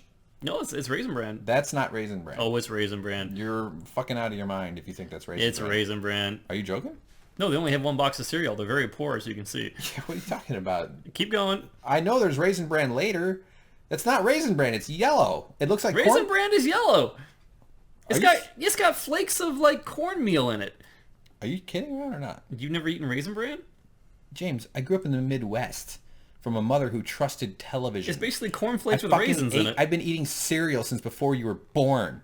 All right. Okay, let's see the Raisin Bran box. I used to mix cereals in college because you could get all the cereals you want. You're not going to win this one. We're going to see the other brother pour some into a bowl, and we can make a comparison. I know, but your argument is that you can't see a box, the other box. How do you know they don't have multiple cereals? These are very wealthy men. Let's see the comparison. Oh, we don't have. We can afford 2 boxes, but we got to make a rent check. I already made that joke. You did? Yeah, I said that. Oh, it was like they're too poor. They can't afford more cereal than one box. Okay, no, I wasn't listening. It's not Raisin Bran. It's so clearly not. Well, let's see the comparison before we jump to conclusions. I'm jumping because I'm already there. It's so clear. All right, so anyway, then the brother shows up. These guys are a little too close to each other. Come on, you're brothers. You don't got to wake up and eat breakfast every day with each other. It's like, what are you doing? Although they seem to be having a nice life. So he does sit down. They've got glass mugs. He sits down. Got his jewelry, got his bracelet. He's waking up. Now we got a box of Raisin Bran. This will settle this great controversy. It looks pretty yellow to me. Are you out of your fucking mind? That is clearly brown, and Raisin Bran is hardly. Well, the one on the left has been soaking in milk, so it absorbs. You're doing that thing where you come up with crazy justifications that make no sense. Here's a spoiler. I really don't care about the cereal. I didn't think you would. I don't know why you're standing your ground on this one. I'm just waiting for you to keep moving along. Well, then quit fighting with me. It's not fucking Raisin Bran. He picks the raisins out. It would still look completely different. Can't you see the colors? Because of it soaking in milk. Whale's milk doesn't change the color? He's using special Lodge milk. You're out of your mind. Lodge milk. Yeah, it's called orange juice. It's not Raisin Bran. They have Let's multiple move colors. along, please. I was hoping it was corn pops. I used to like mix honeycombs with corn pops, and occasionally cinnamon toast crunch. Then you get that weird cinnamon sugar milk at the bottom. It's clearly Fruity Pebbles. Yes, I agree. Okay, let's compromise and meet in the middle. Kooky Crisp. Kooky Crisp. It's Kashi Good Friends. Yes. That stuff is just like apocalypse food. All right, so he pours a little milk in there, but he's all excited about this murder. He's like, "Oh, I dreamt I got to kill the." And this is a very important thing about dreams. Fuck. Lynch does a lot of stuff with dreams. Like in Mulholland Drive, where the guy says, "I dreamed that I, saw this image behind a dumpster," and then it comes out and yeah. Was there lesbians in Mulholland Drive? I think you're thinking of Mulholland Drive. Yeah, I was watching it with my mom. Yeah, and I was it's a bad choice. Yeah, I know. I didn't. I was kind of like, "Oh, this is a weird movie," but I'm kind of okay with this. And all of a sudden, there's like lesbians going. And I have nothing against. I'm just saying when you're with your mom, and that was uncomfortable by a long mile. Yeah, because I was already a fan, of lesbians and straights too. I like everybody. Okay, sorry, I made it awkward, but my point is I saw some lesbians with my mom and it was very weird. Okay. So he hates him. He's really upset. I can't wait to kill this guy. I just hate him so bad. Then they cut to a clock. It's 2:23, and we know the meeting is at 5 or 5:30. Well, we kind of glossed over that. The meeting with Bushnell, basically, he gives him a check. He says he wants to meet with these guys. They're going to send a car for you. They're going to pick you up at 5:30. Yeah. So he's sitting there going, "Ooh, I can't wait to kill this guy." And then look at the clock, and the clock is 2:23, which means it's going to be 3 hours until the meeting. Right. And he's like, "Oh, I can't wait 3 hours." Or can you wait 3 more hours? Yes, right there. This also points to that these are their morning is 2 in the afternoon. They're waking up and having their breakfast cereal at 2 in the afternoon because they're casino owners, so they're probably up till 5 or 6 in the morning. That's a very good point. I didn't even catch that. Yeah, it's a really good point. That's why I was like, "Oh, it's the morning time," but actually it's not. They're like this is like what comedians do. I know people didn't really like my theory the last episode that these guys represented the audience and they're like meta characters where they're kind of speaking for us as the audience. Yeah. But do you think it's possible when he says, "Ooh, I really hate this guy," in reference to Dougie, and he's like, "Can you hold out for just 3 more hours?" Do you think that means that in 3 more episodes, one episode being an hour, that we're going to get Cooper back finally and the Dougie character is going to be gone? No. Subtle hint? Come on, not even a little bit? I could see... I mean, anything's possible because it's David Lynch's imagination, so who knows? But I don't think it's 3 episodes. It could, if anything, that's too specific. You should say like, well, maybe this represents later. Later on, we'll get more answers. I'm gonna stake my claim. 3 episodes left for Dougie. Okay, all right, you heard it here first, folks. Okay, so the poor Dougie here he is. What's going on back here? Is that a flower? That's a flower. Yeah, so Bushnell has no idea that he's basically sending Dougie off to his death. Yeah, he's sending like Forrest Gump's dumber younger brother. I don't know why he's younger, but Forrest Gump's dumb brother. But then what is he? He looks to the right, or his attention is drawn guitar, and he sees Mike in the lodge in the Simon's coffee shop. Simon's. Now, what do you notice about the coffee shop? A star, a sun. The Z is in bold. All right. When Tracy and Sam were having coffee watching the glass box, what was written on their coffee mugs? The bold Z. A bold Z on each one, yes. Oh, yeah, that's right, it was. Yeah, okay. Could it be the same type of coffee store? Is this like the Starbucks of... That's probably where they got the coffee. Could be. Yeah, it's the Starbucks. Yes. Starbucks. Yeah, all right, so... Anyway, is he begging him to come to him? Is he trying to get him in? And again, as he always is, he's trying to protect Cooper. He's saying, you need to come here because he's going to do something that we can presume is going to be in his best interest. Because we know if he gets in that car, he's going to go off to see the Mitchum brothers, and his days are numbered. They're going to kill him. Right. So this is sort of him saying, no, don't do it. So he turns and he goes there, but then they just kind of cut to, he's like, hey, Dougie, what are you doing? But then...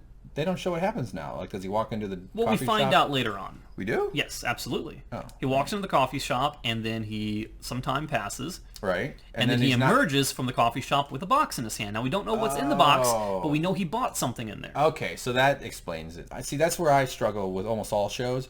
I didn't connect that his going into that coffee shop had something to do with this box. Mm-hmm. I was just like, oh, they gave him a box. I just assumed that the boss gave him a box. But okay, now it makes sense.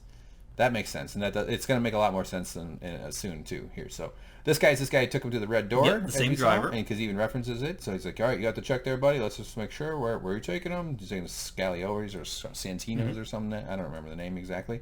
What was with the hand mouth thing? Why did he do that? Because then Dougie gets into the car holding his mouth. Is this because he's just like duplicating what he did? I'm glad you mentioned that because Dougie does duplicate, but what does he say when he has his hand on his mouth like that? I don't remember. He says dead. Oh, yeah. When was the last time we saw someone touch another person on the mouth like that? When he was banging his wife? When it was Mr. C with Jack, the mechanic guy. He puts his hand out and he starts rubbing the bottom side of his face. Okay. Really weirdly, and Jack just stands there. And the next time he goes back into the hotel room with Daria, he says, Daria, Jack is dead. Oh. So All right. the presence of the hand on the lower part of the face like that and the word dead are synonymous, which makes me wonder whether or not Cooper, or Dougie if you want to call him that, Okay. is somehow intrinsically mentally linked to Mr. C. Is Okay. that he is mimicking him in a way without having any reason to know that he's mimicking him. Oh, all right. Fascinating. I'm totally down with that. This is, by the way, look behind here. It's an Equinox gym. That's a gym where douchebags go to show each other their abs. There's an Equinox right next to my workplace. Oh, yeah. I get a discount to go there. Oh, you should go there. Why do you have such good abs? No, thank you. You'd fit right in. You get a discount. It's like, it's only $500 a month to go it's and super pricey. show off your Even cheap your gyms. vanity. I was like, every once I get inspired to try to get rid of my fat gut and turn into a guy with muscles, and which I have been before. There's been times, but like. It's like I look up the shitty gyms. I'm like, I can't afford $45 a month. That's crazy. Gravity's free. I'll just do it. And then nothing ever gets better. So, all right. So Dougie grunts and off they go. I always like to look in window reflectors for cameramen. That always gives me or on top of RVs. Yeah. I'm pretty sure that's what that was. So it's a call back, like you say, hey, I remember you, Mr. Red Door. Yeah, it's the Red Door guy. I'm the casino driver dude, or I'm actually just a limo driver guy. But he doesn't even let go of the box. Look at this car. This is kind of cool. Limos are always fun. I remember the first time I was in one, I thought we were king of the world. It was because we went to the airport. And it was pretty much not that great. So then we have this kind of tracking shot through... Or is that tracking, driving through Vegas. Driving through Vegas shot. Oh, I want to point this out. See right here? I stayed here at the Paris. I was Really? here for work for doing some political coverage. I was doing cameraman and field production for some news stuff. And there's a big waterfall over here. I walked down that street. They put pornos on the streets. Everybody's handing out these hooker cards. And they're all like naked ladies. It's not a town for children, but then people bring their kids there like it's okay. I mean, there's a reason they call it Sin City. It is Sin City. We ate at this. There's good food here, and you can smoke in the casinos. It's nuts. Well, as long as you're giving them money. The bag of Twizzlers was like $5. I was like, fuck this shit, man. I'm here working. I'm exhausted. Get out of here. I didn't like Vegas. I'm not a Vegas guy. I don't fit in. I've never been. I don't fit in anywhere, to be honest. But the CVS was nice. So, all right. So they're driving, and he's just, being Dougie, having a good day, just driving through Vegas, this whole thing. Look, girls' night out back. Hunky, Thunder Down Under. Hello, governor, put another shrimp on the barbie. And you remember the whole, medieval theme, the Camelot theme? Well, there's your two castles, and it says Excalibur. Camelot. Yeah, that's a casino. That's not. Yes, for sure. Right, yeah, but it's the same iconography. It is indeed. That's like the world's worst Ren fair. All right, so there's Vegas. Treasure Island. Pleasure Island? No, it makes no sense. All right, so then they're in the desert. Did this shot remind you of anything? Goodfellas with Danny DeVito? Not Danny DeVito. No. Who's the other Danny DeVito? Joe Pesci? There's a lot of fucking problems bathing in that desert. In the holes. Then you gotta dig for 2 hours, and then you're gonna be... That's my casino impression. This reminded me of the ending of Seven, where you see a car driving out through the desert with a man, and the whole thing with Dougie having the box too, and Brad Pitt. What's in the box? Yeah. Keep going. Come on, Brad Pitt. What's in the box? Come on. That's a good scene. I like that scene. One of my favorite. In fact, there's a severed woman's head in the box. That's fucked up. But there's a bunch of... You mean a woman's severed head, not a severed woman. Severed woman's head? Yeah. Well, a woman's severed head. Technically, she's a the severed... head is severed, the body isn't. Well, she's a severed... It's a very subtle distinction. Yeah, I get you. But she's a severed woman. She's a woman who has been severed. No, now she's several women. Several women. Because the head will grow another body. Because they fed her after midnight. Yes. Yeah. But yeah, okay. All right. So let's just keep going here. Pulls up to this thing. I thought this was a hole. I was like, oh no, they already got a hole dug for him. But it turns out to not be that. But now they're just ready to go. He's finally ready to do this murder. They've had some cereal. They both had a bowl of Raisin Bran. They're pepping themselves up. Yeah. They're basically saying he screwed us over. Did they change the number to 472? No, remember, it was always 472? Yes, but remember, so it was 447 when we talked about it. Yeah. But 72 minus 47 is 25, and Janie E gave 25 to the goons at the park. Remember when she negotiated down the debt, Dougie owed the debt? Yeah. But I'm not sure. So the total he did get was 472, but I don't know why or who said the 447 one. Interesting. Yeah. But that's because I was confused too. Maybe Janie was referencing how much money she had left after doing that, and she quoted the 447. But I don't remember who quoted that 447. I don't either. We need to look for that. That's interesting. That's something that we can find out. But I did the math. I mean, 25. I did the math like that's some big deal. But 25 is the difference there. All right, so they're ready to go. They're recapping how much they've been screwed over by him. The 30 million plus the 472. If you're a mob goon guy, a boss, casino guy, are you going to do the murders yourself? Isn't that the whole point of being rich? Is that you can pay some other asshole to do the murders? Well, then you leave loose ends. I guess so. All right. It seems very dumb. Even especially telling the Bushnell boss, yeah, we want to meet with them.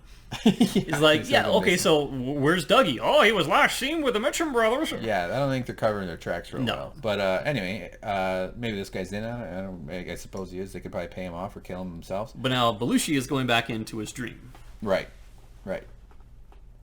Is this what? Yeah, he's saying, in my dream, your Candy cut was completely healed. Okay. Candy being where she smacked him on the side of the face with the remote control. Yeah. And he's like, that's impossible. It was too recent. There's no way that would happen. Right. Pulls off the Band-Aid. Lo and behold, it is completely healed. Not there. He's like, huh? Oh, man. Jeez. And then he's still holding the Band-Aid. What the fuck? You don't even... They're brothers. What do they care? I wouldn't touch my brother's Band-Aids. That's gross. My brothers are disgusting human beings. They're terrible. Just like all brothers. No, I'm just saying, Band-Aids are especially the most vile things on the planet. You're not grossed out by a Band-Aid? Not at all. What? Ugh. Good. And then next time I need a Band-Aid pulled off my goiter, I'm going to come to you and have you take it off. Bring it on. Wow, that is so fucked up. Stuff like that doesn't gross me out at all. Really? Yeah. I thought Band-Aids were it's the go-to thing for like, oh, what if you found a Band-Aid in your lasagna? Or what if we found a Band-Aid in your Olive Garden breadstick bowl? I remember one time my dad's had this like gigantic cyst on the top of his head. He's a bald man as well. But so he's sexy. Yeah, but it was like a second head growing out of there. It's been there for a while. Oh my god. So he was like, "Oh, can you come and take the scalpel? See what's in it." So we did, and then it was so much pressure inside that when the incision was made, it literally shot like a dent in the wall right next to my head. A dent? It was like bang! Like it was like something hard hit the wall next to my head. It didn't literally dent the wall. No, it dinged it. It hit the wall with enough force to hear it. Yeah. And left. It didn't bother me at all.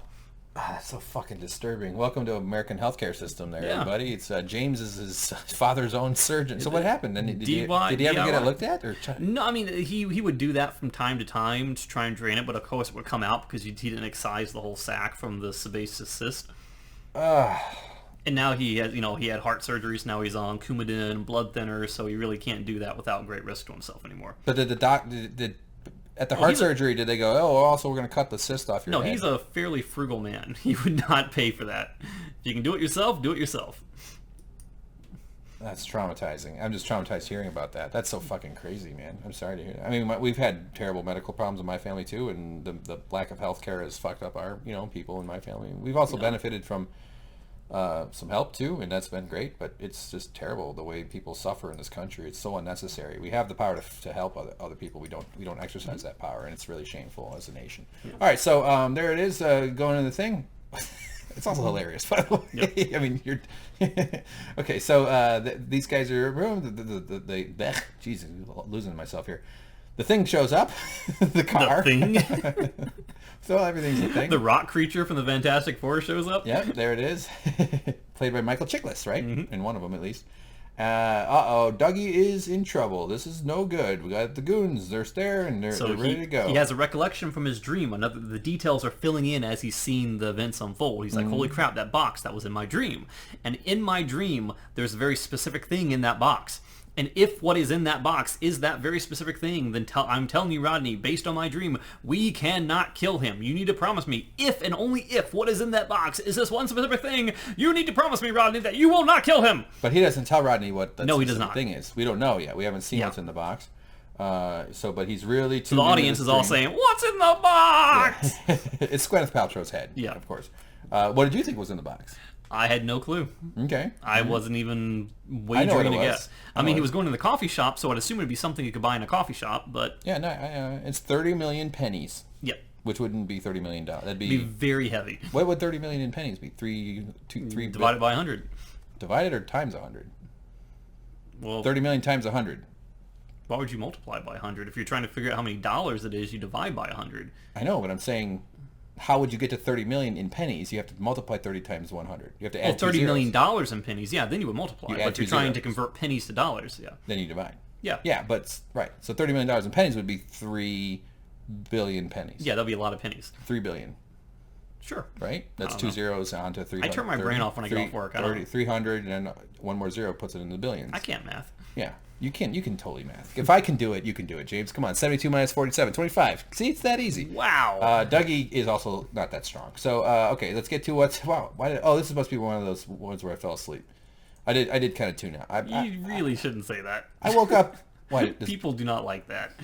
I woke up at 6 o'clock to edit Game of Thrones after being up really late. I've been getting getting 4 hours at midnight and woke up at 6 o'clock to go to work. I know. I've been getting 4 hours of sleep the last 7 weeks. I'm making that up. That's not true. But I've been very exhausted lately. All right. So there we go. We're getting there. Oh my God. Okay. It's fine. It's fine. Oh, it's not that bad. We'll burn right through this. Okay. So keep going, James. We're doing great. Okay. So he's basically saying if it's good Lord, it's distracting. It's like the weird stop motion people. This is freaking me out. You gotta promise me. This freaks you out, but slicing open your dad's cysts? I do it again. Oh my God. Did cornflakes come shooting out of it? Or Raisin Bran. Raisin Bran? Yeah, Raisin Bran. You should never have There's 1,000 scoops in every cyst. It's so embarrassing that you had to do that to your own dad. Why is that embarrassing? As a nation, I'm saying. No. I don't want to get into politics. It's not a nation. It has something to do with healthcare. He's cheap. I suppose, but the reason that healthcare... Okay, I can get into that more. But had we lived in a society where you could just go to the doctor whenever you want, he would have gone to the doctor his whole life. No, I'm telling you, if there was a doctor next door that would have done it for $10, he would have still handed me the scalpel and say, "See what you can find in there, sport." Right. Like the British system is NHS. It's free at point of use.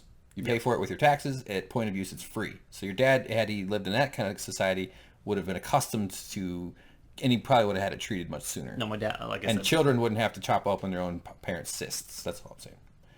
Yeah, so there you go. Disagree with me. Go ahead. I know my dad. He wouldn't have done it. No, I'm not trying to suggest I know your dad better than you do. I'm suggesting that... We got to be together on this. Yeah. Who's we? Oh, that. Yeah. I'm wasting time. It's just crazy. So, all right, we're getting there. We're getting there. So apparently they're going to look and see what's in the box. He's going to walk forward, and if he gives him the signal that what's in the box is what he believes to be in the box, he's going to say, "We are not going to kill him." Mm-hmm. So to preface it, he pulls out his gun, and he's ready to do what he needs to do should the thing that he believes is in the box not be in the box. And he says, "Is it a cherry pie?" Because that, in his dream, is what was in the box. Dougie, of course, will not answer him because he's Dougie, so he goes forward and opens the box himself. Lo and behold, it's a pie. I don't know how you can tell it's a cherry pie, but it is a pie. Maybe it smells. Could be. Like cherry. So he knows that his dream has come true, that apparently the dream, you can only assume, was implanted into his head by Mike. We don't know exactly what the contents of the dream was, but this is Mike coming to be good on his protection of Dougie one final time. And not one final time. He could do it again in the future, but I assume that this is probably one of the last times that he does it, because I think in 3 episodes we're going to get Cooper back. Okay, in 3 episodes, Cooper's come back. What's that word down there, George? That's not a swear word. The word N-U-N-C. No, but usually when someone tells me to do something or asks me to do something, I can't do it afterwards. All right, James. How do I use this to my advantage? Go to the bathroom at some point today. All right, James. No! Don't pee in my mouth. Well, that means I won't. You won't not pee in my mouth, therefore... Oh, that's all I say. You said don't. Don't pee in my mouth. Okay, we got there. All right, good on you. So, by the way, I had already woken up by this point, so now we're going to be fine. My God. And he pats him down still and finds something. Finds a piece of paper. Hey, what? This is addressed to us. And then, all of a sudden, John Belushi goes into happy acting... And hey, buddy, look it up. He looks so much like Kevin from The Office in that shot. Yeah, he does. But he's excited because now he can buy more pinky rings and bracelets. Yeah. Whoa, woohoo! Look at that face. He starts howling. Okay, fine. I would howl when you get $30 million. I think that's a justifiable response. Yeah. They have a nice little laugh. It's a good moment. I get excited when I get $100. So.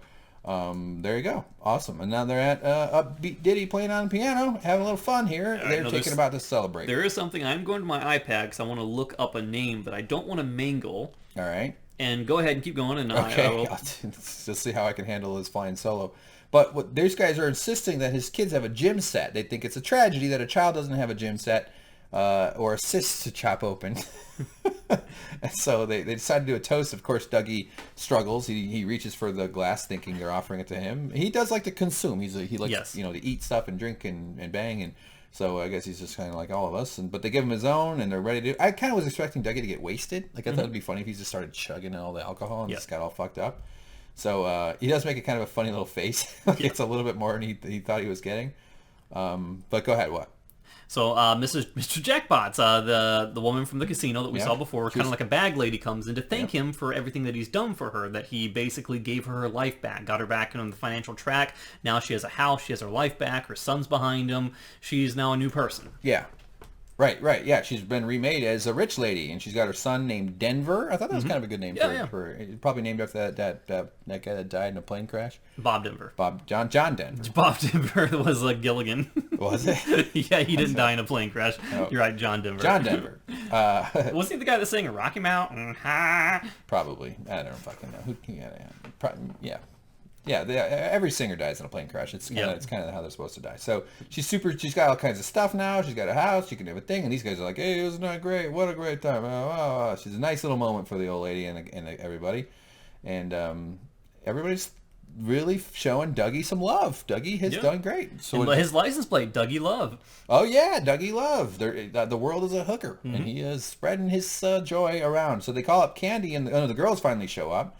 And they're weirdly, they're automatons or something. I mean, they're just all, there is a theory. They pose and they do this weird... There's a theory that's going around. And I'd read about it after watching the episode, and it kind of resonated with what I was thinking as well about Candy. About why she's so weird, and it doesn't fall in line with what I was saying about her last episode, how she was just a representation like the Mitchum brothers of the audience, or of the show itself, and that she was taking extended periods of time to do things.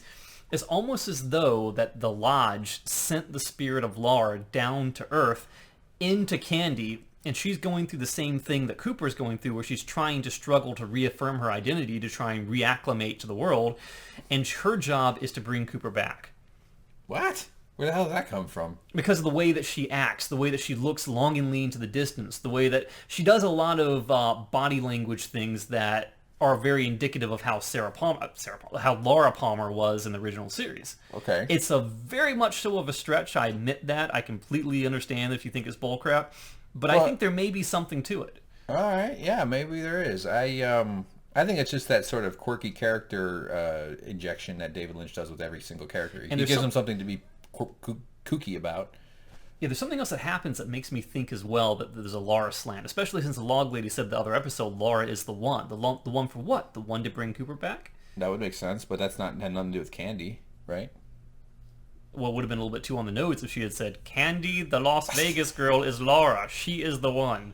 Yeah, that would be a little bit too on the nose. Yeah. I mean, the thing with Candy is that our first introduction to her, although we had seen her before as the trio, but we saw her hunting the fly, and she seemed like she was sort of like a cognizant regular person up until she hits the guy with the remote and then freaks out, and then is kind of space cadet-y after that. So, but the first moment we see her is she's sort of like on the prowl. She seems like a predator, kind of like moving around looking for the fly, swinging that napkin, and so like your initial, had we seen her behave this way before that, this wouldn't be as jarring, but it is a little bit weird to see her, because she was like this in that episode too. I don't know what it is. I mean, I don't know for sure, but I heard that, and then I kind of saw it myself after reading about it.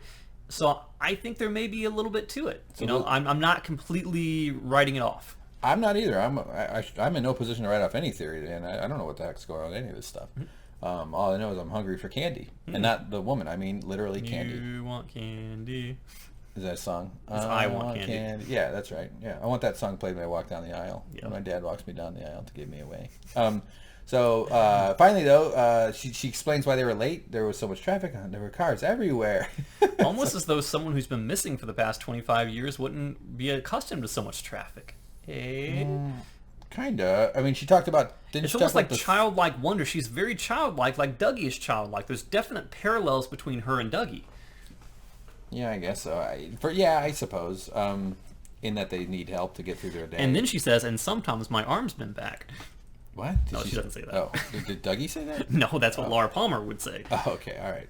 So it's like, oh, geez. But they're always frustrated with how slow she is. Yeah. But and Cooper is now eating cherry pie. He's digging in. If anything's going to bring back Cooper, if coffee won't do it, then you'd think it'd be cherry pie. Yes, it's one of the biggest things for him, right? Mm-hmm. Yeah. So, oh man, damn good. Now that's key words right there. Yes. And Cooper even right there. Damn good. This is the shot. He didn't say it as Dougie's voice. He said it as Cooper. For the first time, we got Cooper back. Okay. This is pivotal. All right. I didn't hear it as Cooper, but I can tell you, for someone who's watched the first 2 seasons and knows Dale Cooper, that was Dale Cooper. Okay. All right. He broke through. Broke through for a second, so he's struggling to get out. Do you think Cooper is aware, like he's like got that locked in syndrome, or maybe he's like observing and he's just powerless to do something about it? Hard to say. I don't know. Yeah. And I was so hoping that was the moment that he was back for good, but then they try and give him a toast and he reaches for the glass again. Yeah. So I was like, God, he's not here yet. It's going to be 3 more episodes. Yes, 3 more episodes as is foretold in the sacred prophecy. Yes. So it has been written. But this is a big turn of events. These guys were going to murder him, and it turns out now they're like his best friend. They love him. Yeah. They want to celebrate Dougie, get him drunk, get him full, maybe let him have some candy. Yeah. I don't know. It's so weird. Muffled. So they calls him a friend. Mm-hmm. Oh yeah, great. So there they are. She gets him some more pie. And then the piano tune changes. A melancholy song, and it triggers something. And this actually happened earlier. This is the second time he's played the melancholy song, but I think that when Candy is shown originally in the scene, he starts playing that song, and it resonates when Mr. Jackpot, when the woman's talking to him, saying Mr. Jackpots, he's looking off into the distance. He's not listening to a word that she's saying. He's looking off vacantly as this same song plays.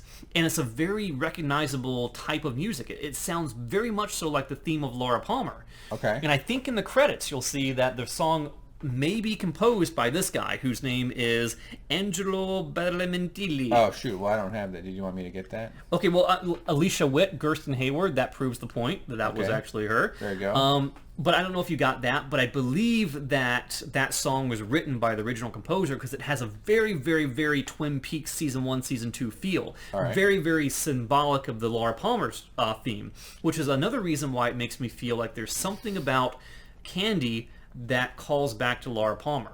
Because you're hearing that, and it sounds just like what you would hear when you see her. That's plausible. I like it. Mm-hmm. Yeah, myth, plausible, not busted. I like it. Good stuff. So that's the end. Anything you want to add, James? What else is there to say? Let's take a look at the credits and see if there's anything else we can learn from this. All right. What are you getting at there? Boy Playing Catch. This guy's a comedian. Travis Frost, Boy Playing Catch. You think it's related to Mark Frost, the co-creator of the show? Could be. Yeah. I wouldn't have known that. Yeah. Laura Kenny. 2 names. What? First names I meant to say. Yeah, I don't know. Boy Playing Travis Frost could be. All right. Miguel Ferrer should be crossed out for obvious reasons. That is horrific. How dare you? Ferrer or whatever his name is. Yeah, so I don't know. Sometimes we do see can you go back a little bit? Yeah, sure. Rebecca Becky Burnett. Amanda... Why are they calling her Rebecca Becky Burnett? Oh, right here. Her father is Bobby Briggs. Why doesn't she go by Becky Briggs? Shelley is her mother, Shelley Briggs. I don't know. That's confusing to me. Yeah. Wait, yeah. Now, where is Shelley? What do they call Shelley here? I don't know. Shelley Briggs. Deputy Bobby Briggs. So why then is Becky... she's married. God dang it, I'm dumb. I'm a moron. I figured it out right at the same time. Jesus Christ. Like, wait, she has a husband. She's got a different last name. Oh my God. Yeah. My brain is fried. Yeah, that's okay. That's right. God dang it. You're going to get beat up. You're going to get raked through the coals for that one, James. I'm going to rake myself through the coals. That was like stupid on a whole new level. That's so fine. Because, yeah, all right, it's fine. She shouldn't have that last name. The guy's a piece of shit. He's a terrible guy. Yeah. I had this weird thing that they were boyfriend-girlfriend. It's hard for me to remember that they're actually married. Right, yeah. That's okay. I forgive you. I don't. I hope our viewers and listeners can forgive you as well. I'm sure they can because they're compassionate, kind, patient, gentle people. So yeah, there you go. You want to say anything else? Is there anything else to add to this? No, I think that's pretty much it. There was a lot happened. There's a lot of speculation in this episode. A lot of good stuff. A lot of interesting stuff. 7 episodes to go. Yep. That's another season. Yep. And I guess it's still a little too early for final predictions, but this has been longer for Cooper to come back. I kind of thought we'd have Cooper within a few episodes. Three more episodes. I'm calling it. 3 more episodes. part of me wants you to be right, but also kind of think it'd be fun. I'd be thrilled to have it in fewer than 3, but Yeah, sure. All right. Well, there you go, guys. What do you think? Let us know in the comments. How much do you hate me? Probably a lot. It's okay. I don't mind. That's fine. Okay. So, but please subscribe if you do enjoy it. It's very encouraging. You don't have to say anything. You don't do anything. You don't even have to like or subscribe, whatever. Just come back and watch more or not, or that's all. Do whatever you want. There's always more things to click on the internet. Yeah. So that's one of the nice things about it. There's no end to it. So we can all waste our lives until we turn into gross piles of mush in our own chairs. James, you've been wonderful. Thank you. You've been swell. I hope I ever need surgery, and I will call upon your services. James just glanced cut into that skull like a ripe melon. He just glanced up at my bald head. No, I'm already drawing little I had to have a thing cut off my eyebrow once. So I went to the doctor for it, and it was starting to turn red around the outside, and I was like, and then it wasn't cancer. But then they also cut something off my back too. Ooh. Getting older is a nightmare. Yeah, I already feel ancient. I know I'm not, but it's going to only get worse from here on out. I just hope I find a woman who can tolerate me long enough to prevent me from choking to death when I'm in my 50s. I once had what I thought was like a cyst growing in the back of my shoulders. You know what I did? Here we go again. What? I grabbed a hammer and I annihilated it until my entire shoulder turned purple and yellow and blue and red. And it was like that, very American colors, for about a week, and then it went away. It dissipated. So you popped it with a hammer? It internally dissipated. Oh, you didn't break it when you hit it? Well, it busted on the inside, and it created this massive, gnarly-looking bruise that lasted for about a week or two, and then it was gone forever. And what was the copay on that one? Did you give yourself $20? Yes, and I did. And charge yourself $18,000? It proves that I'm basically a doctor. You're from Virginia? Yes. Rural Virginia? Yes. Is that a fair word? Very fair. All right. Well, would you quit being so cliche? Come on. Living up to stereotypes. I'm Dr. Hammer. Dr. Hammer. It's hammer time. What if you said, all right, I'm going to test your knee. He starts hammering it. Oh, you see you got a problem. You got diabetes. Starts sharpening the hammer. All right, well, that's okay. Adventures of Medical Terrors. As most Americans are familiar with, we all have nightmare stories about the medical system. And that's fine, because when people die, they stop complaining. So the system works. Thanks for watching, everybody. We'll see you later. Hope you keep sticking around. Blah, blah, blah. Bye, James. Goodbye. Bye.